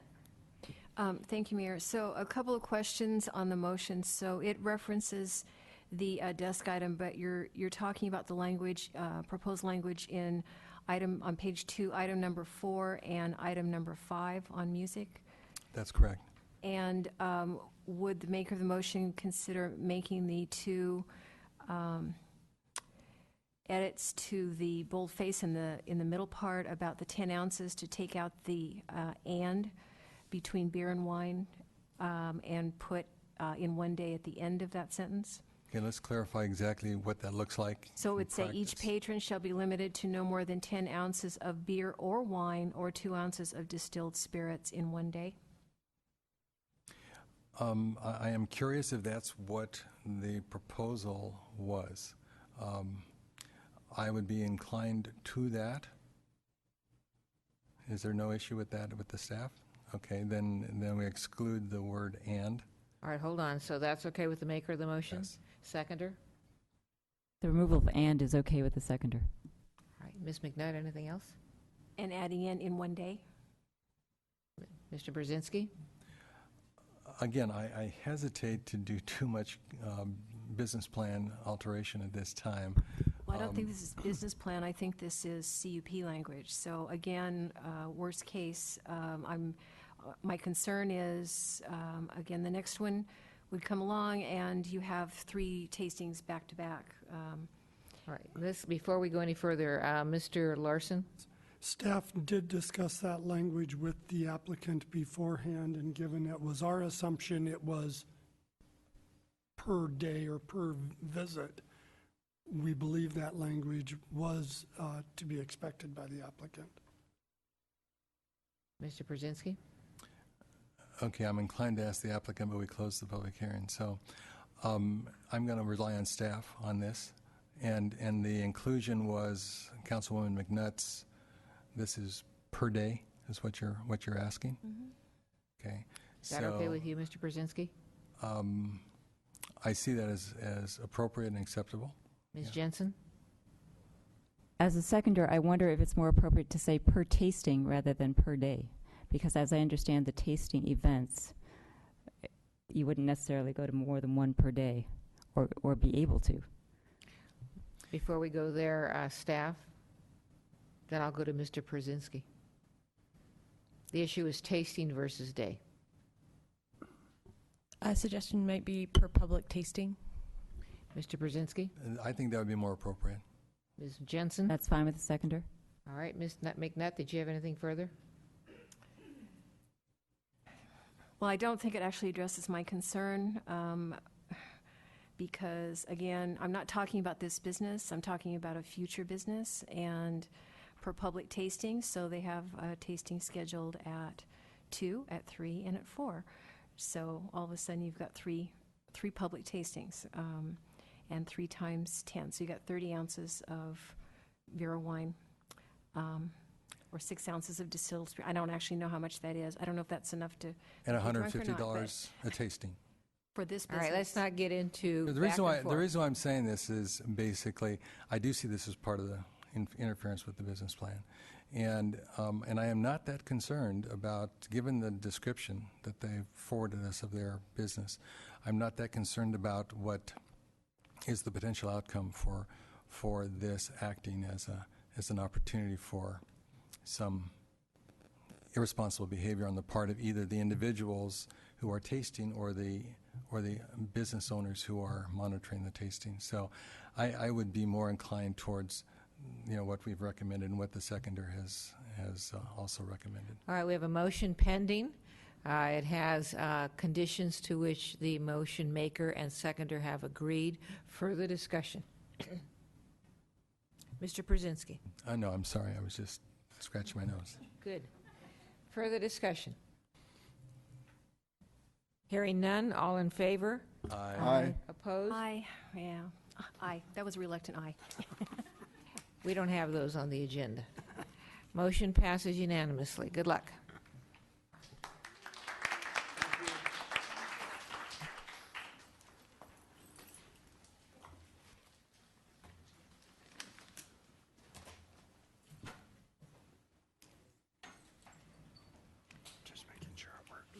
All right, we're on Thank you. Good night. Good night. Agenda item 11. I'll read this while people are leaving. This is a regulation of single-use carry-out bags. To adopt a resolution determining the program environmental impact report prepared by the County of San Mateo for the reusable bag ordinance be found adequate for the town of Los Gatos action, and adopting the California Environmental Quality Act finding of fact for addition of Chapter 11.40 to the Town of Los Gatos Municipal Code regarding single-use carry-out bags, and B, introduce an ordinance of the Town of Los Gatos to add a new Section 11 to the Town of Los Gatos Municipal Code entitled Single-Use Carry-Out Bags. The staff will be beginning with a staff report. Thank you, Madam Mayor. My name is Christina Gilmore, Assistant to the Town Manager. In October 2009, a recommendation for the 15 cities in the county to begin adopting reusable bag ordinances was made by the Recycling and Waste Reduction Commission. In July of 2012, the town adopted its sustainability plan. And in May 6th of this year, the study session, council directed staff to develop a draft ordinance. San Mateo County was the lead agency for the environmental impact report. 24 cities participated in this process, and to date, 7 cities in Santa Clara County have adopted a reusable bag ordinance that is uniform and consistent amongst the jurisdictions. These cities include Campbell, Cupertino, Los Altos, Mountain View, Palo Alto, San Jose, Sunnyvale, and the County of Santa Clara. As was mentioned at the May 6th study session, a draft EIR was issued in June of 2012, and the final EIR was issued in August of 2012. With the proposed ordinance in effect, it is anticipated that 95% of the volume of plastic bags in the study area would be replaced by a combination of paper and reusable bags. 5% or more than 27 million of the exempt plastic bags would still be used each year. The CEQA findings of fact determined that adopting the ordinance would have beneficial and less than significant impacts and 0 negative impacts. No negative impacts were identified in adopting the proposed ordinance, and no mitigation is required. The town conducted an extensive public outreach process as described in your staff report. The provisions of the proposed ordinance are contained in the staff report as well as on this slide. I will be available to answer questions about the ordinance at the end of the presentation. The intent of the ordinance is to reduce environmental impacts and pollution, deter the use of paper bags, promote a shift towards reusable bags, avoid litter in stormwater systems and marine environment, and meet the requirements of the regional stormwater permit. Staff is proposing a February 3rd, 2014 implementation date, and if this ordinance is adopted, an outreach plan educating retailers and residents about the ordinance implementation will be put into place. Alternatives for the council are to not introduce the ordinance and to modify the ordinance with the understanding that additional environmental review may be required depending upon the modification. So tonight, staff's recommendations are adopt a resolution determining the program environmental impact report prepared by the County of San Mateo for the reusable bag ordinance be found adequate for the town of Los Gatos action, and adopting the California Environmental Quality Act findings of fact for addition of Chapter 11.40 to the town of Los Gatos Municipal Code regarding single-use carry-out bags. And 2, introduce an ordinance of the town of Los Gatos to add a new Article 4 to Chapter 11 to the town of Los Gatos Municipal Code entitled Single-Use Carry-Out Bags. This concludes my presentation, and I'm available to answer your questions. And before we get to questions, do either you, Ms. Gilmore, Mr. Larson, want to put on the record any desk items we have? Yes, Madam Mayor. The 2 desk items were released this morning or this afternoon.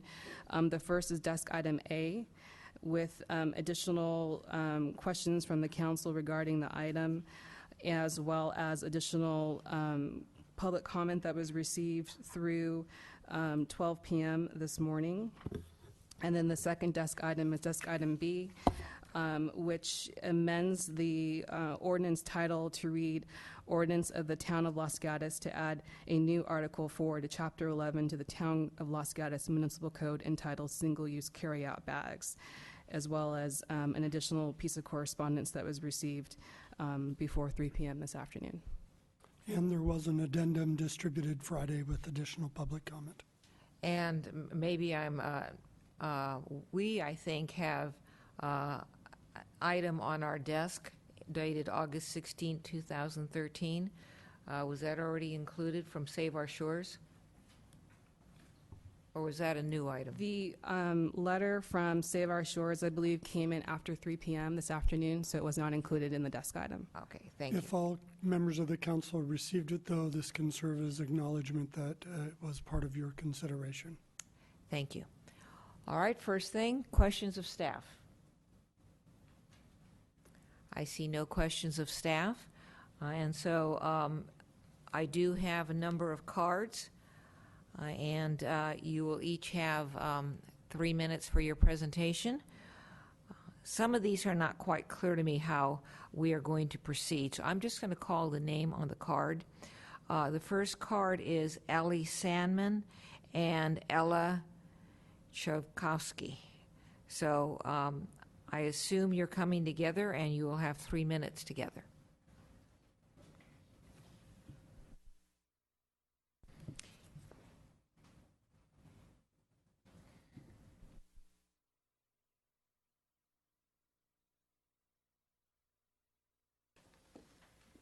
Hi, I'm Ella Olakowski. And I'm Allie Sandman. And tonight we're representing St. Mary's of Los Gatos.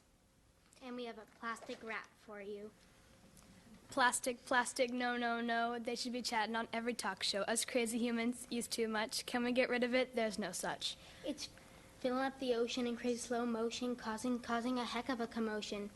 This message should be on every billboard, on TV. We'll be shouting with every vocal cord.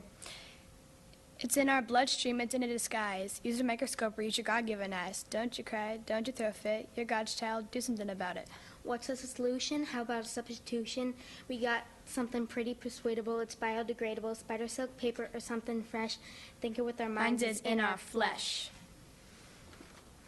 In class, we talked about the problems of plastic, and in California alone, we use about 19 billion plastic bags a year, and it kills many animals. And Ella, will you tell me about the ways that it kills the animals? The ways the animals are killed is choking, starvation, and invasive species. Animals are killed when it chokes on a piece of plastic that can't fit down its throat, causing it to starve or die. Invasive species is when an animal can get caught on a piece of plastic and a current can take it to a new habitat where its necessary resources are unavailable. Allie, can you tell us how banning the bag will benefit Los Gatos? Banning the bag in Los Gatos will help keep our water safe and save animals from getting killed. Together we can ban the plastic bag. Thank you. Thank you. Thank you. I know people think I'm a grumpy person, but that's okay. Please, in order so we can get through this quickly and nicely, no clapping, even though they whatever they say. All right. Next, I may have the same name here again, but I have Allie. Do I have Allie Sandman? And that was the people we just had. You submitted 2 cards, correct? All right. Next, I have Nicole Vieira.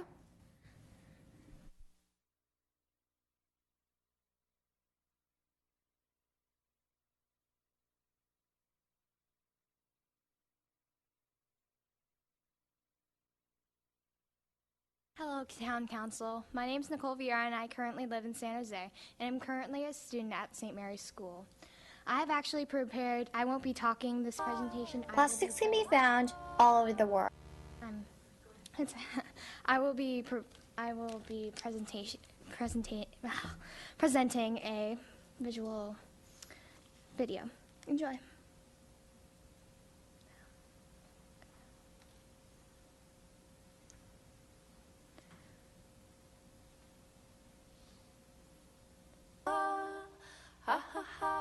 Plastics can be found all over the world.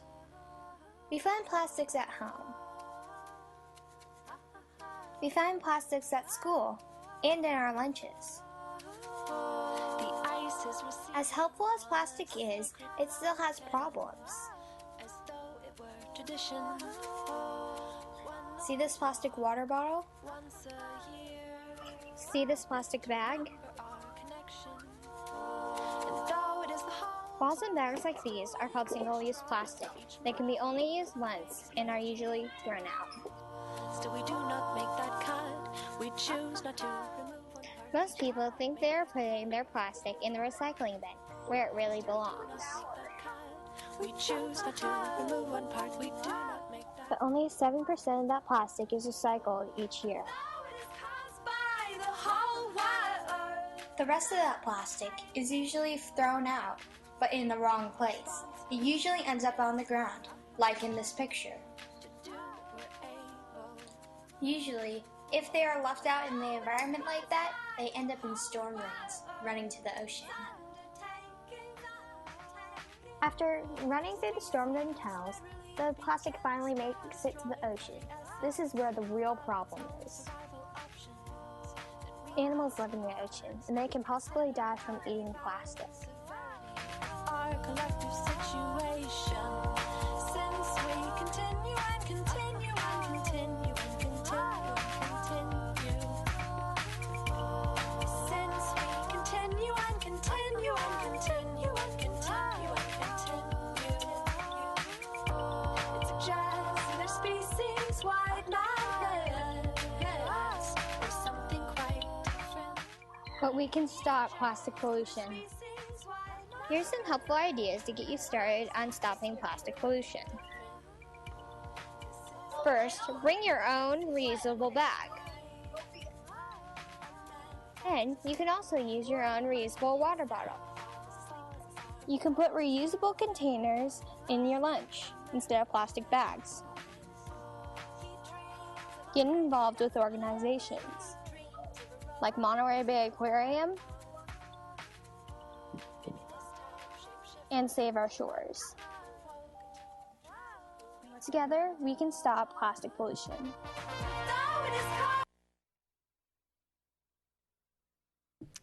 Thank you. Next have Cynthia Palacio, followed by Lynn Dickerson.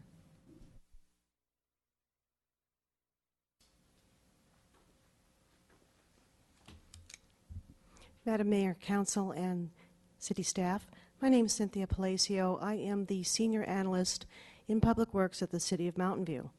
And I'm here to let you know of Mountain View's experience in adopting the reusable bag ordinance that was effective April 22nd this year. We cleaned out a storm drain that covered 200 acres and had a trash capture device in it. That was in March before the ordinance was implemented. There was about 2,400 pounds of leaf debris and other litter in it. That's about equal to, because it's heavy and it's wet, it was about 4 cubic yards of material. The Public Works crews spread it out in the yard, and they raked about the first 4 inches of it, and they stopped raking because it was filled with plastic bags. Then we cleaned out that same storm drain again at the end of June, I think it was. The material was much lighter because it was drier. It's later in the season. But the amount of plastic bags was just about nil. I think we had 2 plastic bags in that material, and it was about, maybe a yard or a yard and a half of material. The other litter in that in the load was styrofoam cups or pieces of them, and mostly the snack bags, the individual snack bags. So quite a difference. San Jose had a similar experience. They evaluated their reusable bag ordinance about a year later. They had an 89% reduction in the amount of plastic bags found in the storm drains that flow out to the bay. They had about 60% reduction in litter found on your streets and in your neighborhoods. So it's pretty significant improvement. I just wanted to share that with you and let you know that Mountain View supported this ordinance because it was also supported by the Santa Clara County Cities Association, the Santa Clara Valley Water District, and the Recycling and Waste Reduction Commission of Santa Clara County. Thank you. Thank you. Wait a minute. We have a question. Ms. Jensen. Thank you for coming. My question is, have you had any experience, because we've gotten a lot of communication, as you might imagine, on this issue, or done any research on any change in shoplifting in Mountain View since the adoption of the ordinance? No. If anything, from our visual observations of people in stores, they're taking out, they're not using bags at all. If they're purchasing a single item, they're taking them out. We haven't noticed an increase in shoplifting that I know of. The police department would have let me know that it had an adverse effect. Stores are in support. The California Grocers Association has been in support of this and is unable to be here tonight. So we haven't seen any increase in shoplifting that I am aware of. I haven't received any complaints, and believe me, we talk to retailers. Thank you. Questions? That's it. Lynn Dickerson, followed by Lindsay Kubo.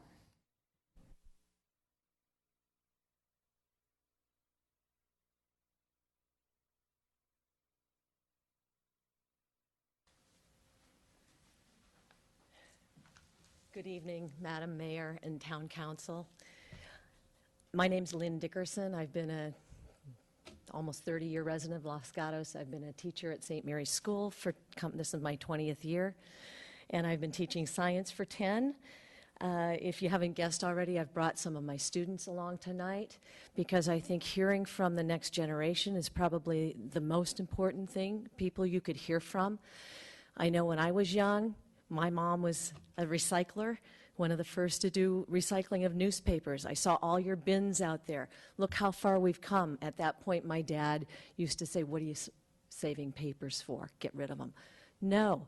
Now it's our turn. We're trying to pass along to this next generation sort of the next step in the recycling process. And what I learned about a year ago, I had taken a class at Monterey Bay Aquarium, and I thought I was an environmentalist. Not radical, but I recycled. Until I attended that and until I started to do research with these students who did a year-long project, I didn't know what I didn't know. I mean, it was just amazing to me. It attacks your heart and your mind when you find out the creatures in our world that are being affected by a plastic bag. And I think anybody who's here tonight recycles. We do our best, or we wouldn't be here talking to the council about things we care about. But we cannot control what happens to that plastic bag once we think we've put it in the right place. It blows out. One dead animal, one more turtle that dies, one more species that we don't have in our world is something that we need to protect. We need to protect that. That is one too many. And my job as a teacher was to inspire these students. And they don't just know about the environment. They know about the history of plastic. They know about the science of plastic. Why doesn't it break down? The plastic that is, all the plastic in history still has not broken down. Anything that's been made has not broken down. And in the last 10 years, in the last decade, since 2000, that's 13, we've had more plastic in the last 13 years than in all of history combined. So we need to take a step. Los Gatos, who's a very with it community, needs to take a step, needs to join, get on the bandwagon for our kids and to make a statement for them. And I brought my bag monster along. Don't feed the bag monster. Bring your own bag. Thank you. And who is your bag monster? This is Evan Abate, an incoming 7th grader, lives in Los Gatos as well. Thank you. Lindsay Kubo, followed by Kathy Morgan.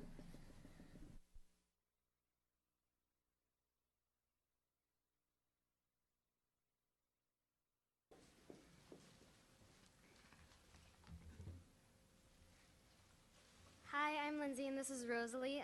We're here to. Why don't you pull it down so we can hear you better? Thank you. We're here to show you about plastic. We have a book here that we're going to read. It's made by 2 of our classmates, and we'd like to read it to you. Okay. It's dedicated to the St. Mary's School class of 2015 and to Miss Dickerson. The life of the plastic bag is a lesson on why you should recycle your single-use plastic. It all started when an innocent plastic bag was left stranded in the parking lot of a grocery store. An Augusta wind carried the bag into the streets of the little town called Los Gatos. It started to rain in Los Gatos, and the plastic bag was forced down the drain.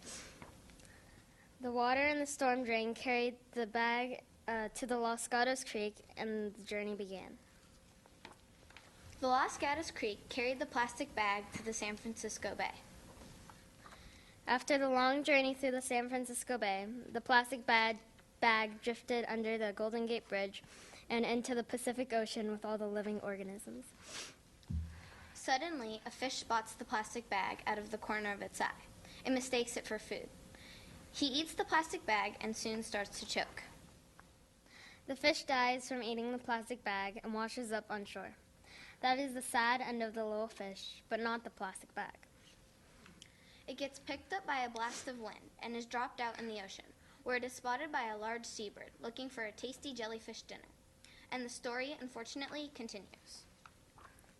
This is how a plastic bag being left in the parking lot of a grocery store can kill many organisms all around the world. More than 1 million seabirds and 100,000 marine animals die every year from ingestion of plastics or entanglement in plastics. Support your city in banning single-use plastic so you can save our environment. It's never too late to make a difference. Thank you. Thank you. And before you leave, we have Lindsay Kubo. And which one is? I'm Rosalie. And the other one is? I'm Rosalie. Okay, thank you. Kathy Morgan, followed by Karen Johnson.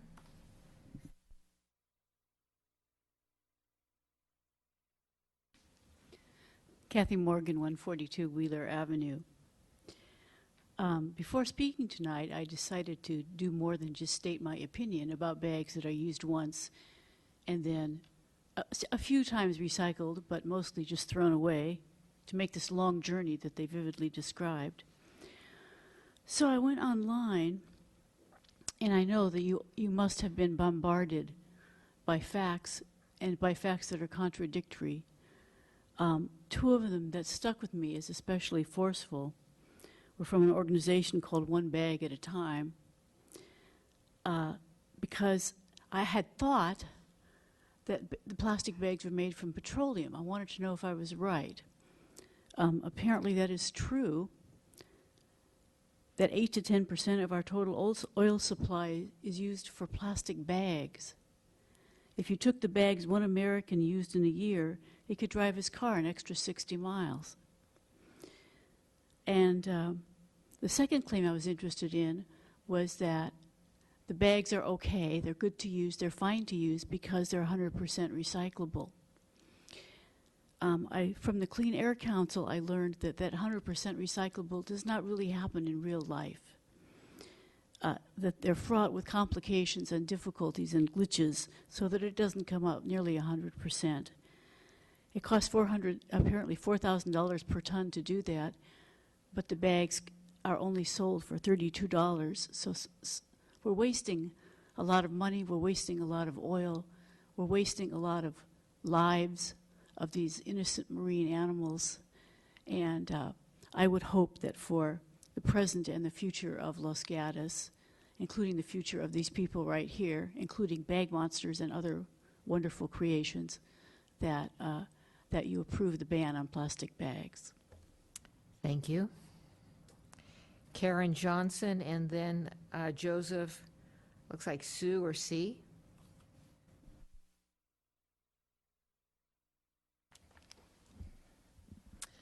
My name's Karen Johnson. I live on 17 South.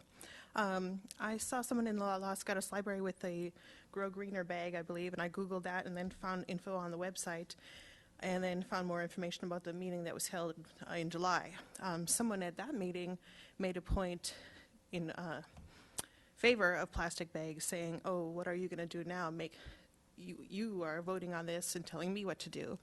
But I just want to make some points on previous things that used to be common that are no longer, because it has been found better for the overall people. Long ago, you used to be able to just smoke wherever you wanted. Surgeon General found that secondhand smoke is toxic. So now many states prohibit smoking in public. Same thing regarding DUIs. You can no longer drink and drive. It is against the law. Seatbelts are another common thing. It's the law. We wear them for safety. We are now finding environmental studies regarding single-use plastic of bags and single-use bottles that they are, while handy, overall not good for the environment.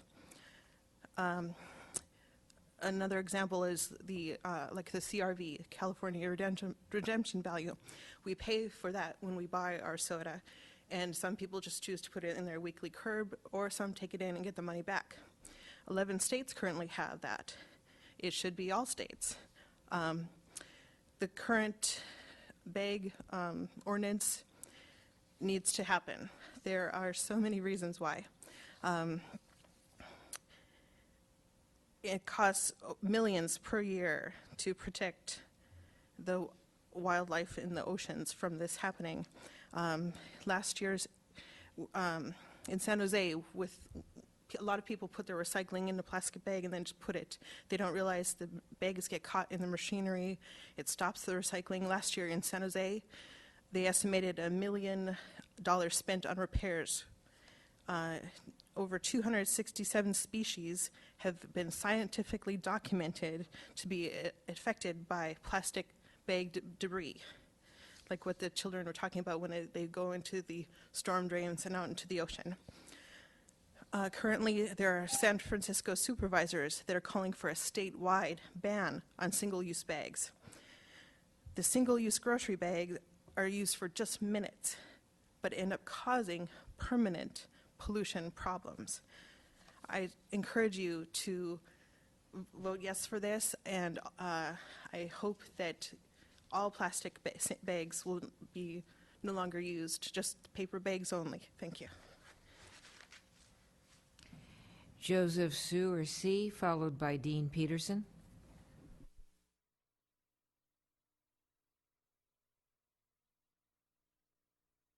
Dear Mayor and the City Council, it's nice time I get to speak in this meeting, and your city is a pretty fine city.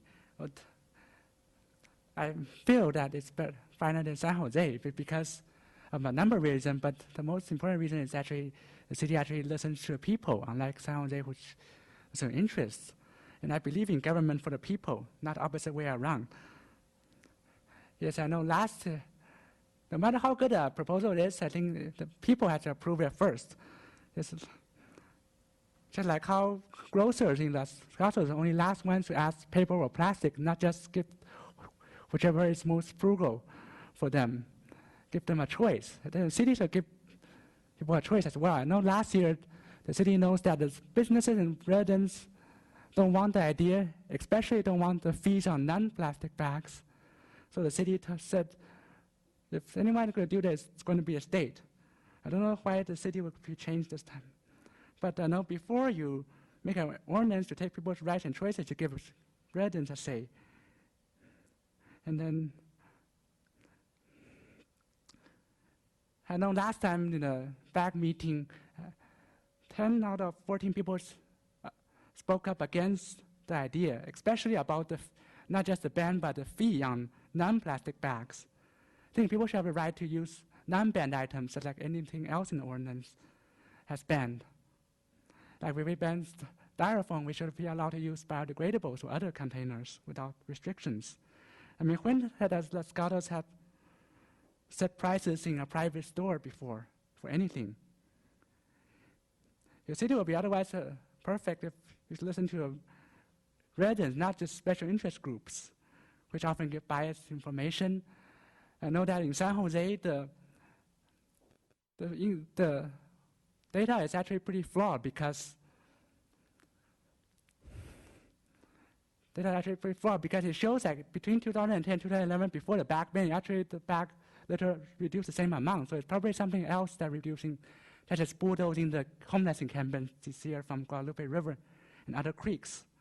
And now the most important thing is about the people, about the vendors, about who submitted emails. They need a year to get rid of current bags. The council rejecting their request, and one vendor says undignified to ask customers to pay 10 cents or 25 cents a bag, which is up when they bought $100 worth of soaps, and those vendors often use paper bags and thick plastics, and they rarely use them. So if we are considering that burden businesses and public, you should come to a sense that you can put wills of the residents first, not even though, no matter how good that idea is. That's all. Thank you. Dean Peterson and then Ronald Meyer. Madam Mayor, members of the council, I'm Dean Peterson. I'm the Director of Environmental Health for San Mateo County. And on behalf of the Board of Supervisors of San Mateo County, I'd like to thank you for considering this and joining our regional effort. I'll keep my comments brief. I wanted to make 2 points. The effort that we went on this was unique on 2 main reasons.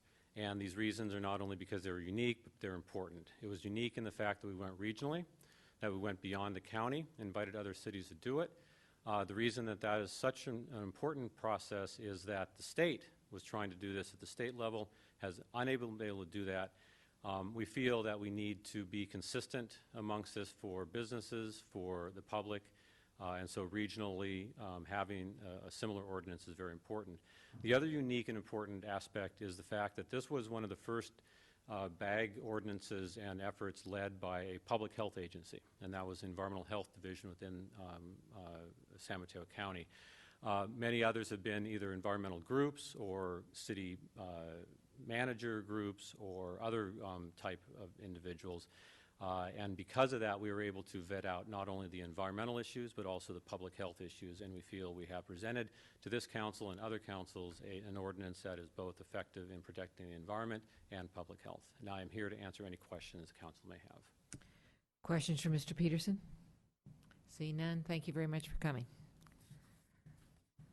Ronald Meyer, followed by Jim Fox. Hi, my name is Ronald Meyer, and I've been a resident of Los Gatos since 1988. I sent off an email expressing my opposition to this proposed ban. I have a few questions that I think need to be asked and answered at this meeting and possibly after the meeting. What is the problem the proposed ban solves? The problem is litter. It's not plastic bags. There's litter in our environment regardless of whether it's plastic, paper, or whatever. The problem is litter, not plastic bags. How big and pervasive is the problem? I have not seen any environmental impact reports in San Mateo County or any other documentation that is either quantified or qualified how big the problem is. What are the major sources of the problem? How does the ban serve the people and residents and the businesses of Los Gatos? What are the benefits to the people and residents of Los Gatos? What are the costs to the people and residents and the businesses of Los Gatos? And what are the inconveniences caused? How many options were explored as possible solutions? Biodegradable plastic bags. And I take issue with the 7% recyclable number. Since recycling has started here in the state of California, I would suspect that those statistics are understated. I take my plastic bags and I reuse them. In addition, when I'm finished with them, I put them in a bag and I put them in my recycle bin, as West Valley has suggested we do, and then they go ahead and take care of recycling.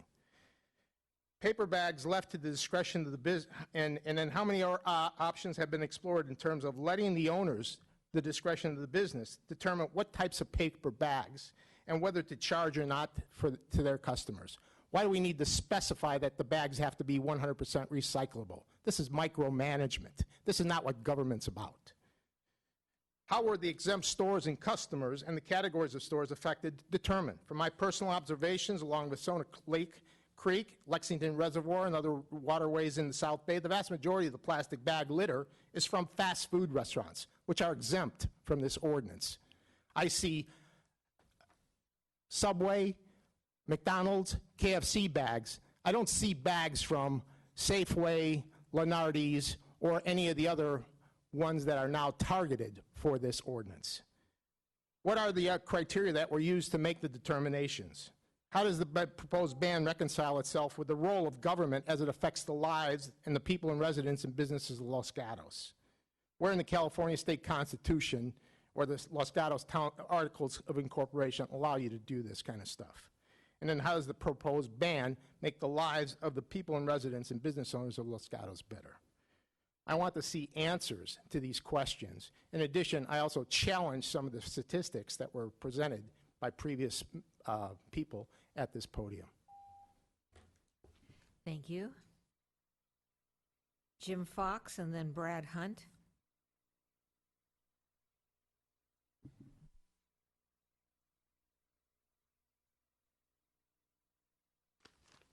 Thank you, everybody, for allowing me to speak. I don't come here very often, but I do when it's a subject that's close to my heart, and this happens to be one of them. Based on what I read on the internet, I'm sorry, I'm not used to public speaking, they were mentioning about 15 million plastic bags per year are produced by Los Gatos. If you break that down, I'm an Excel guy, so I'm a numbers cruncher. That's an estimated number of 531 number of bags per year, 365 days a year. That's 1.45 bags per day. And I can only go by my house. My house, there are 2 people. We go through maybe 2.9 bags per day, 20 bags per week, 52 weeks a year, and this is high. That would be us going around, this is the estimated numbers.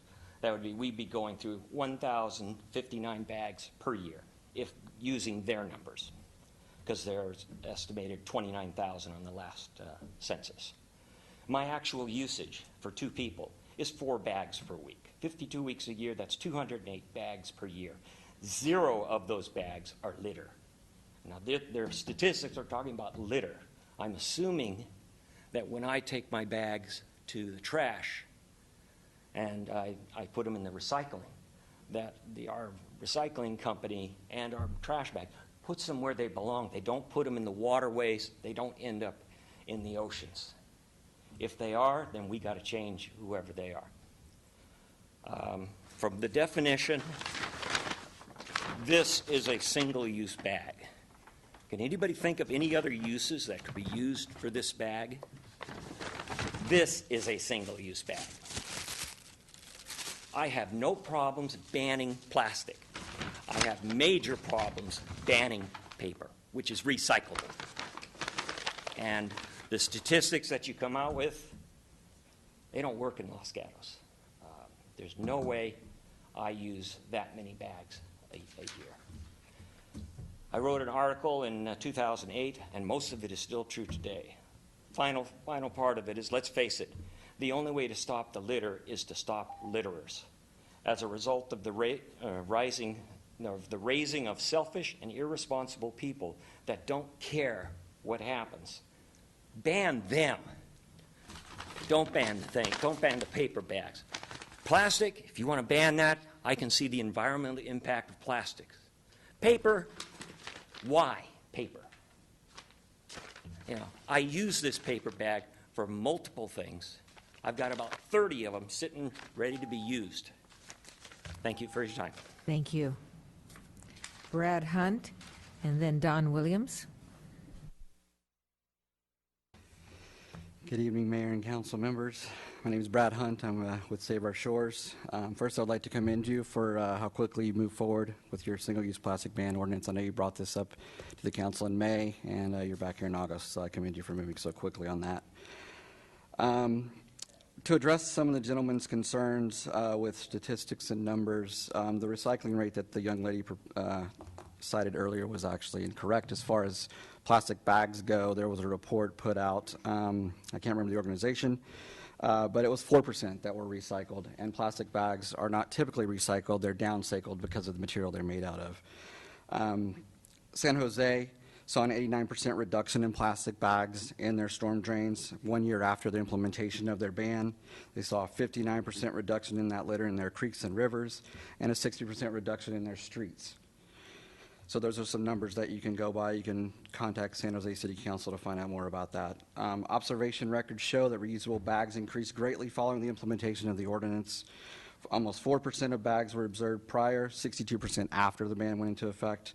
The overall impact was an average number of single-use bags per customer decreased from 3 bags to 0.3 per visit. The organization I work for, we work on the Central Coast of California. We conduct over 200 cleanups per year along the Central Coast in Santa Cruz and Monterey County. Since 2007, we started actually counting the number of bags. We've found over 35,000 plastic bags since then. I think this year the number is going up to 38. We saw in 2011 and 12, we decided to isolate plastic bags. After the bans went into effect, it went down from 19 per cleanup on average to 8, and this year we're seeing even less. We also were contracted with the county and with the city of Santa Cruz to do surveys to determine what the impact of the bag bans were. 1 month before the ban in Santa Cruz County, 10% of shoppers were using reusable bags at stores. 1 month after, with a 10-cent fee, it jumped up to 82%. So people were willing to change their behavior and start using reusable bags. Those that didn't use reusable bags, as the lady stated earlier, they would take out items in their hands because they were only purchasing 1 or 2 instead of automatically being given a bag.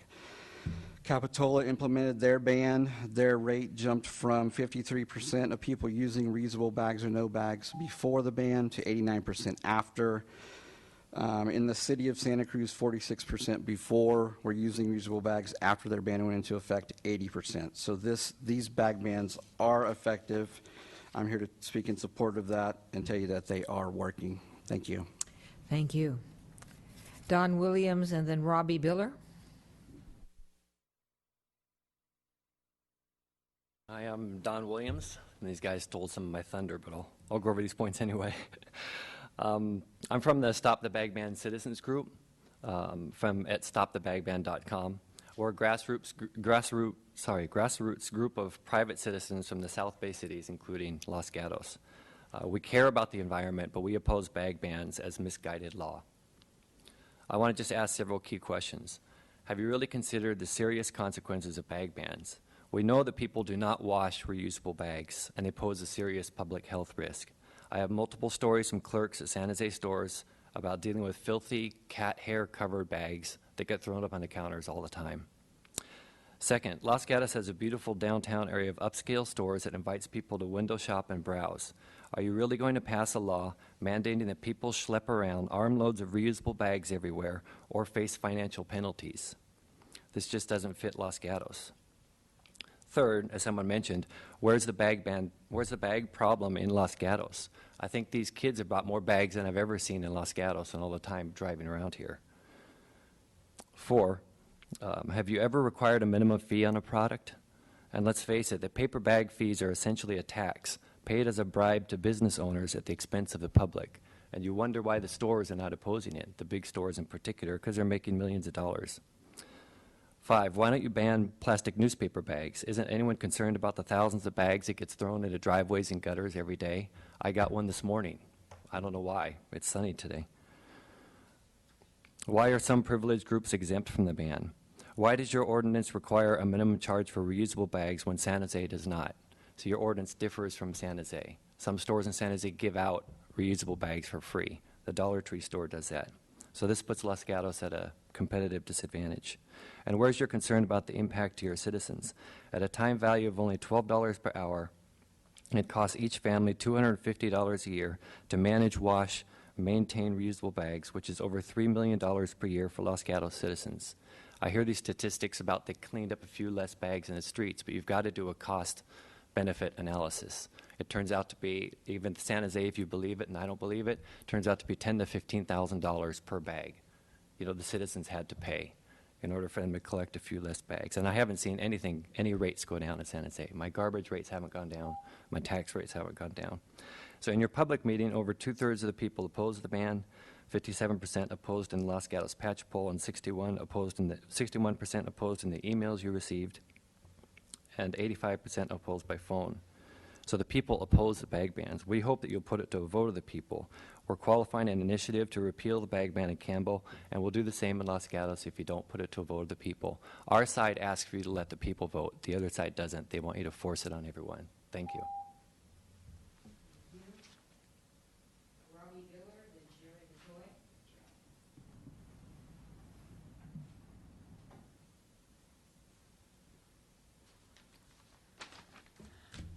Hi, I'm Robbie Biller of San Jose.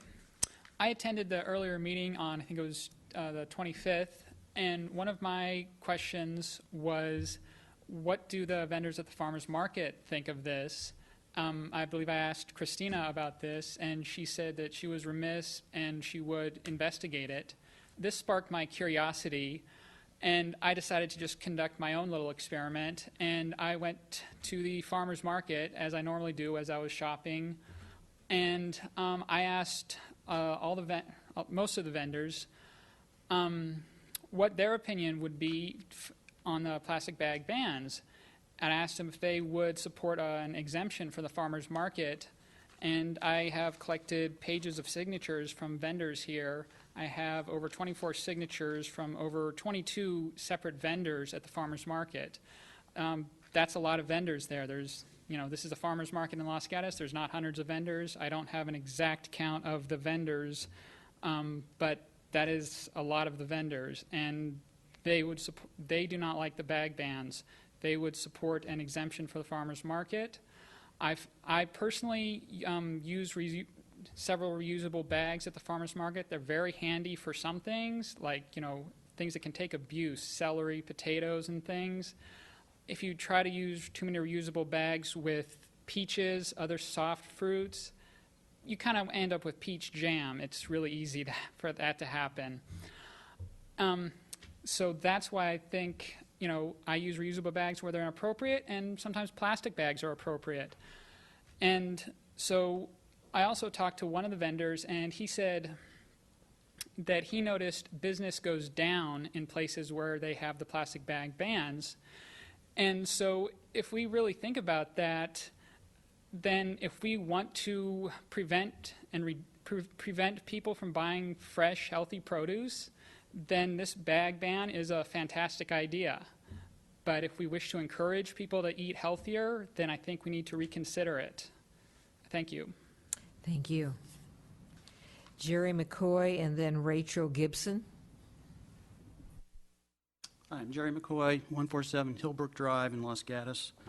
I'm going to speak in opposition to the paper bag portion of this legislation. Here are my thoughts. I understand the plastic bag ban. They fly around. They're a nuisance. Your points were excellent, though, so maybe I'll change my mind. Paper sacks, on the other hand, I don't see flying through the air or across the ground. In my house, when they're not used for other purposes, they're readily recyclable in our blue bins, which we pay a recycling fee for. This legislation, as I understand, is mandating that grocers charge a 10 cents a fee, bag fee. It will now be against the law for the grocer not to charge a fee. I presume this will be enforceable through fines or worse. This sounds incredibly absurd to me because, I'm kind of a libertarian. It should not be government's role to dictate to a grocer how he should treat his customer or manage his costs. It should be the government's role to encourage and educate and to promote, not to pass laws that interfere with businesses on such a minor level. Look at what has happened in this town in the last few years without legislation. Every grocer sells or gives away reusable bags. I must have 20 bags in my cars that my family uses. Some retailers give money back to customers who bring in bags to package their goods. Other retailers provide bags free that have their advertising logo on them, that sort of thing.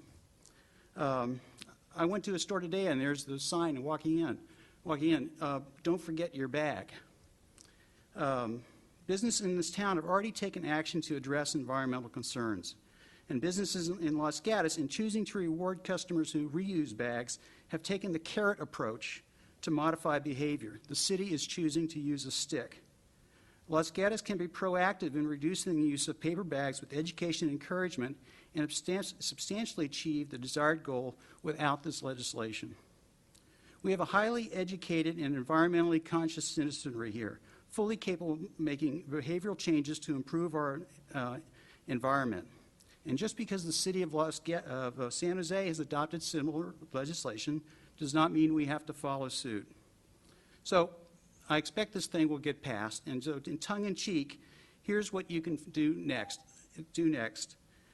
Ban balloons, especially the Mylar type. Plastic cutlery at restaurants should be replaced with reusable forks. Require that grocers charge extra money for non-organic vegetables. And finally, since cows produce methane, a global warming gas, you should require that grocers charge an extra $1 a pound to discourage the use of meat. Thank you. Thank you. The last card I have is Rachel Gibson.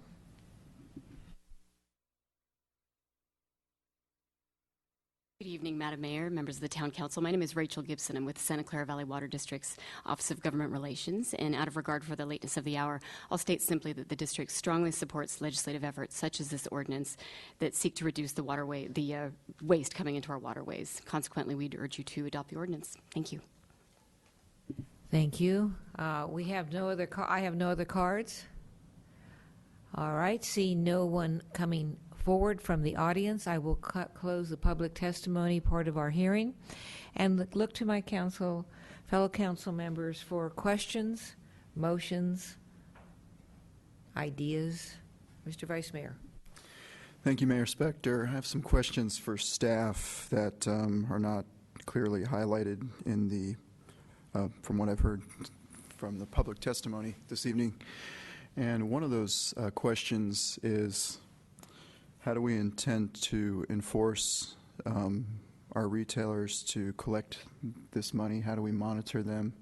And if they choose not to participate, is there a penalty or some kind of action we would take to make them comply?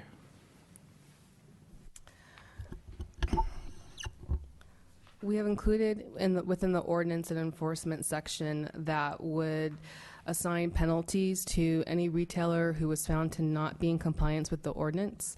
The penalties would begin at $100.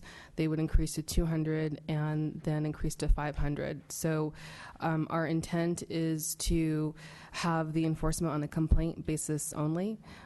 So people would be observing the business or the retailer out of compliance with the ordinance. They would contact the town, and the town would investigate, and if the business or the retailer was found out of compliance, a letter would be sent informing the retailer of the ordinance and the provisions of the ordinance, and then we would follow up thereafter to ensure that they were following the ordinance. And if at that time, if it was found to do a fine within that $100, $200, and $500 range, then that would be conducted at that time. You may, go ahead.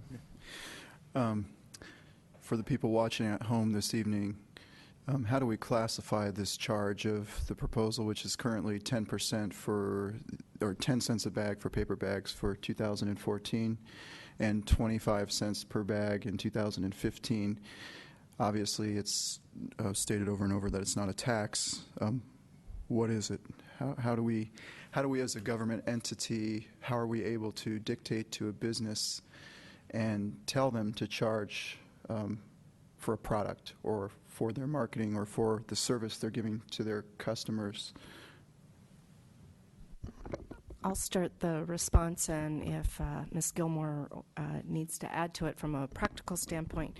But as indicated in some of the materials, in a case called Schmier versus County of Los Angeles, this very issue has already been litigated and decided by the courts, upholding the charge for that. It goes to the retailer. It's not imposed by government, and it doesn't, and that money's not retained by government.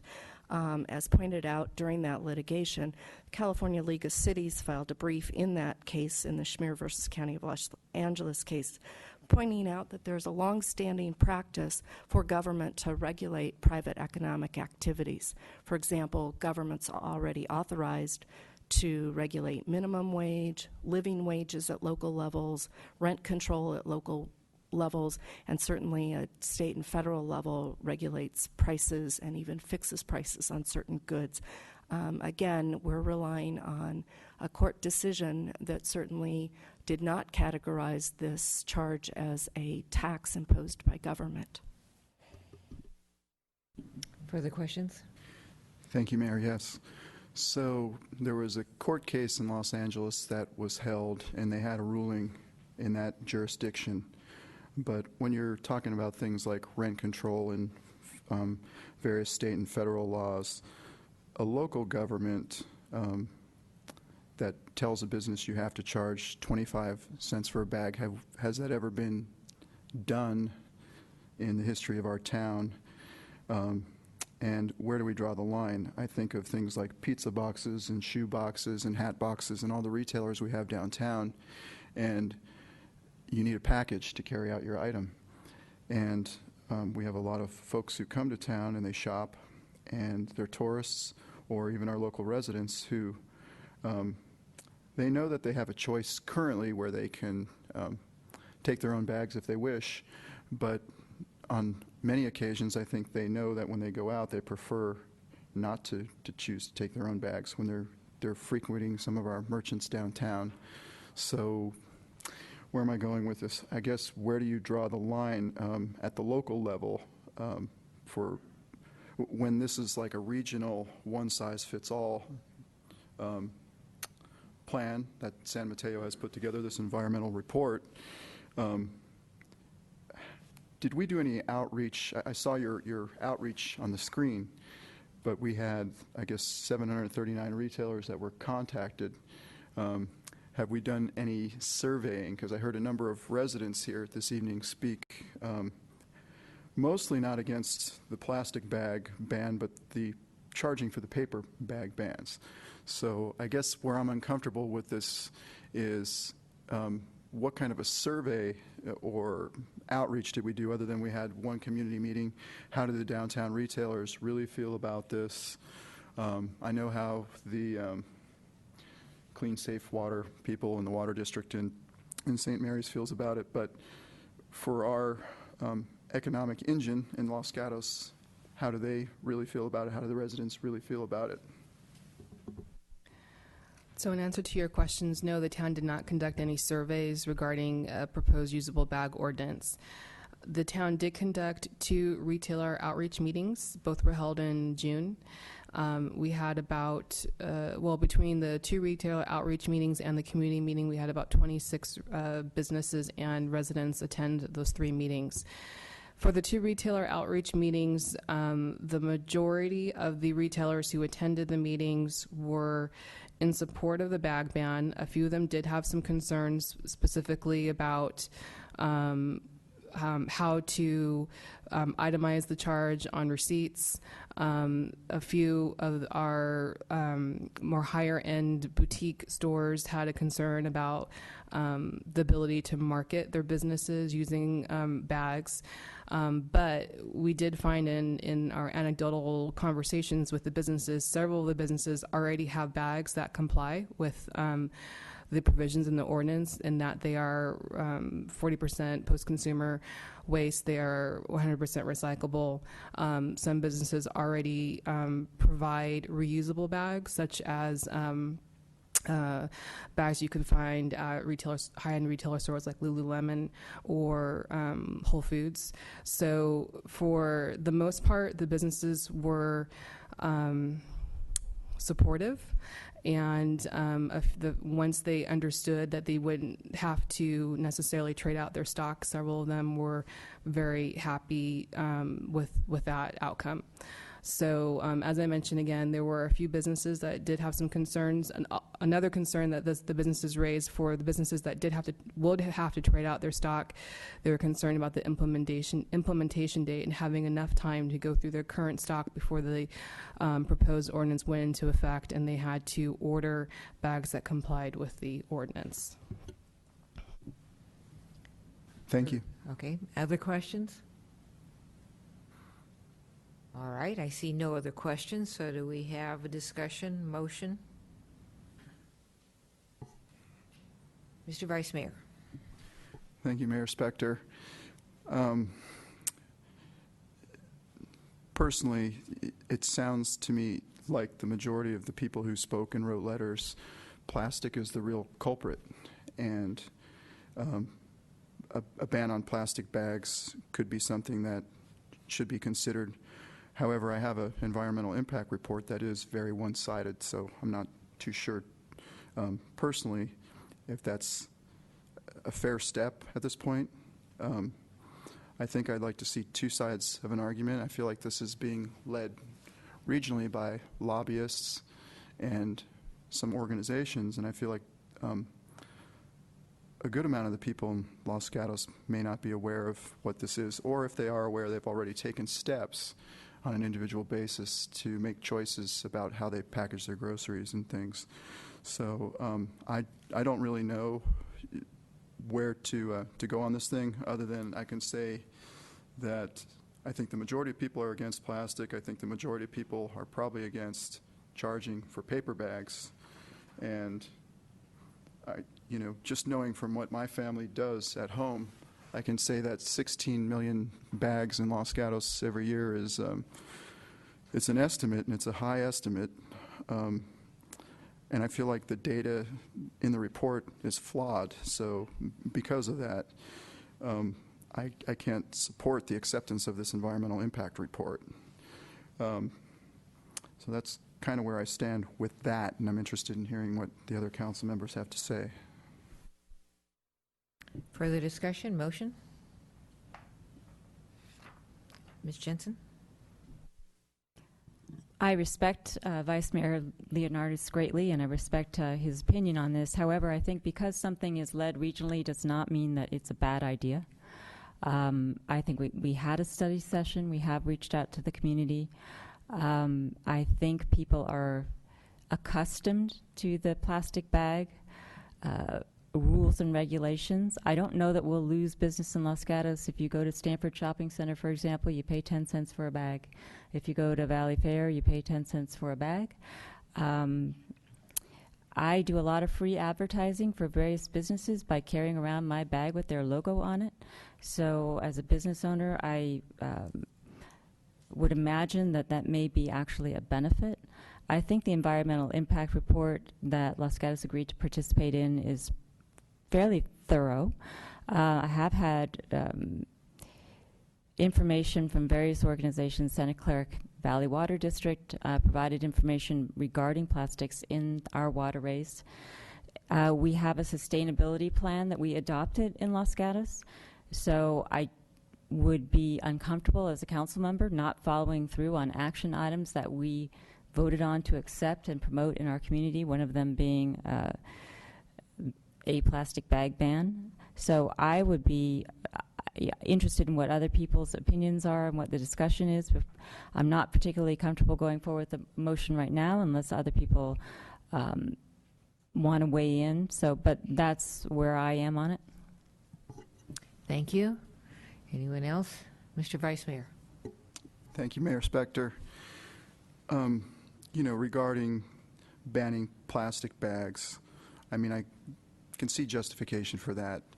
I worked in the grocery business back in the 80s, a long time ago, and one of the worst days of my life as being a bagger, a courtesy clerk, was when the plastic bag apparatus was thrown right down on the table, and this is your new bagging mechanism.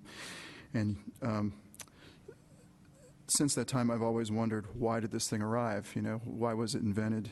I have to believe that there was some cost savings, but we are aware of the environmental impacts. It's just that I'm not sure about this particular report. So perhaps a modified version of what's being proposed in this report would be something that would serve the people of Los Gatos, yet perhaps also take into consideration those who spoke on the environment. And by the way, I was invited to St. Mary's, and I did speak to the class, and I saw them do some of those presentations you saw this evening.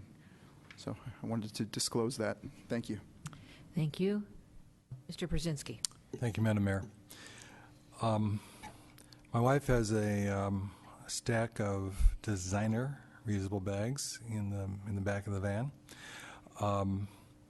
and it's just become part of our natural day-to-day activity.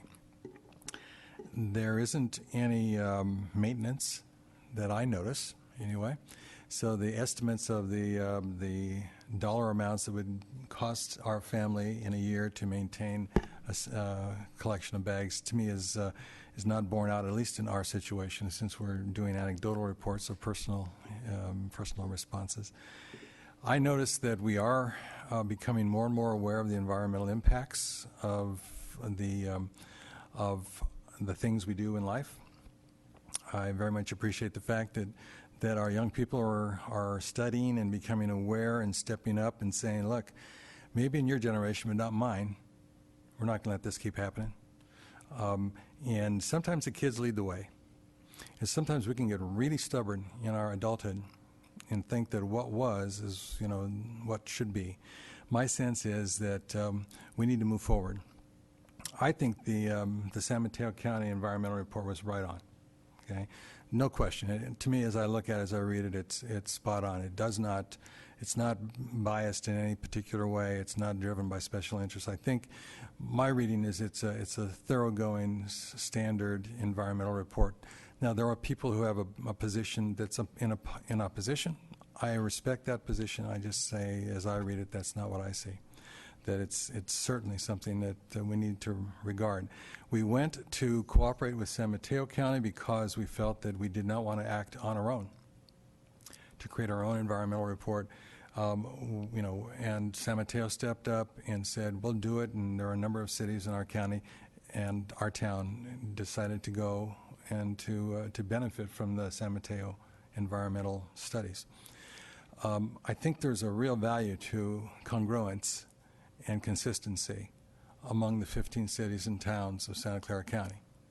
And If all 15 get there, I think that's going to be a good thing for us. I think it's going to be beneficial because what you're not going to have is then this kind of confusion. If you're in Valley Fair and you're in the part of Valley Fair that's in San Jose, then you have to pay the money. If you go into the next side of Valley Fair where you're in Santa Clara, they're not there yet.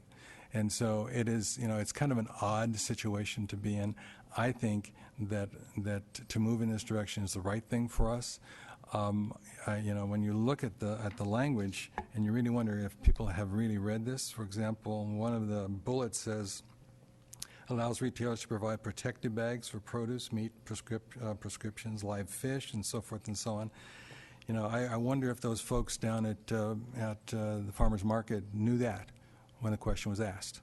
And that's kind of the issue I have with anecdotal surveying or surveys. They're not basically scientifically based. 15 people in a room,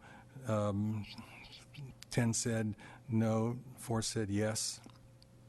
We represent 30,000 people here, and that's not a scientific survey. I appreciate the thoughts, but I don't see it as necessarily having a certain value to my analysis of what is being studied at this time. So my issue is this: I think we've got a good environmental report. I think I can support it. I also think that with that environmental report, the way our language is created, it matches or it imitates what that report is asking of us. I think if we deviate from that, then we have to go back and do environmental all over again. And I think that really, if in a perfect world we were looking at education, pretty soon we wouldn't have anybody having to spend any money on paper bags, because we'd all be doing the right thing. We'd all be doing the recyclable bags. That's what we would be doing. Until that time, then there may be the necessity of a little bit of imposed encouragement. But in a few years, if we continue to do that, then I think that we should be in a situation where we're looking at complete responsibility here. Now, the idea of imposed encouragement, I know that's an interesting word for some people, so you write it down. I assume we're going to see it some other time. I hope you see it in the context. The context is it's the carriage, it's the carrot that we're trying to achieve. Sometimes we have to encourage people to do the right thing, and I think that's our role as government. So I would be willing to make a motion. And the motion would be to direct the clerk to read the title of the ordinance first, and there's no motion actually required in that.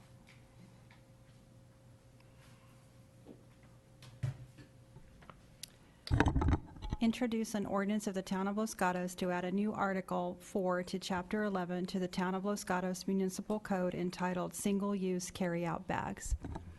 And I would move to waive the reading of the ordinance, and there is a motion required. So that's my motion. We have a motion to waive. Is there a second? Second. Seconded. Discussion? Hearing none. All in favor? Aye. Opposed? No. 4-1, Vice Mayor, no. Mr. Brzezinski? All right. And I'll move to introduce the ordinance regulating single-use carry-out bags and instruct the clerk to publish a summary of no more than 5 days prior to the adoption. That's my motion. We have a motion. Do we have a second? Second. Seconded by Ms. McNutt. And Madam Mayor, we didn't have it in the text underneath, but we did in the recommendation above. I wanted to ask if the maker of the motion was including the adoption of the resolution for the CEQA review. That's correct. Seconder, Ms. McNutt? Yes. All right. Discussion? Well, I'll discuss. As with everything that that comes to this council for decision, and it seems especially so this past year, there are arguments on both sides, if not on many sides, and that's no different with the plastic bag or this ordinance. Let me first of all thank the County of San Mateo for its efforts in spearheading the environmental impact report, and also to commend the prior Los Gatos councils before this immediate one that signed on to use San Mateo County's EIR as a guideline, because it kept us from having to expend the monies as other jurisdictions, for example, San Jose, may have had to do. In studying that environmental impact report, you do get a lot of information. You do get a lot of answers. It is very broad-based, very well done. And it also answers why you're paying money for paper bags, and that's because they also have an environmental impact when they're manufactured. And so where you ultimately want to go is not to have the plastic bags and not to have the paper bags, and to use the designer reusable bags that apparently Mrs. Brzezinski has at her home. Then you have the questions, what's going to happen? And that's always a concern when you're going somewhere in a new direction. But in this instance, we don't have to make it up. We have experience. We have guidance. We have other jurisdictions, other counties, other cities that have taken this route, and they have told us how it works. First of all, we have had, you're right, a lot of emails, a lot of letters, but there are a couple letters that actually got my attention quite a bit. One was from the manager of Safeway, and another one was from the California Grocers Association. And if there's ever any group that is going to, I would think, complain about the kind of ordinance we have before us, it's going to be those two organizations, and they did not. They encouraged us. And why did they encourage us? Because it's working very well for their organizations, and because they want consistency amongst the various jurisdictions. And then lastly, are we doing it for the five of us up here, or for those of you in the audience or the watching audience? No, a bit, yes. But we're doing it for the people who are younger than we are, the people who are in school right now, the students from St. Mary's, and people like them who are young people like them who appeared here. It's for our future. Environmental steps are for our future. So if you haven't guessed, and if I haven't already said it, I will be supporting the motion. More discussion. Vice Mayor. Thank you, Mayor Spector. My point of view, I also support the idea of sustainability and the environment and keeping the plastic out of our waterways. I do appreciate, of course, the kids coming in because it is their future. And as I disclosed earlier, I was invited to the classroom and answered their questions about this topic. But at the same time, we live in a free market society, and when it's an all or none and you're encouraged to accept it, take it or leave it, I always think that let the people weigh in on it. Don't necessarily, if it's not passing at the state of California level, what is the reason? Maybe it will someday, maybe it won't. But that's where I was more interested in seeing what happens long term. Yes, a regional approach may be good or bad. It would be good in the sense that we do have consistency among jurisdictions, but how do we know how people really feel in our own jurisdiction, which is what I represent? And that's why I am not supporting the motion, because I feel like I do not have enough information from my own jurisdiction to move forward and vote yes on this, despite the fact that there's extensive reports here that are regional, and that's where I'll leave it. Further discussion? Seeing none, call to question. All in favor? Aye. Opposed? No. Passes 4-1. Vice Mayor voting no. I think that is the last item on our agenda. It is.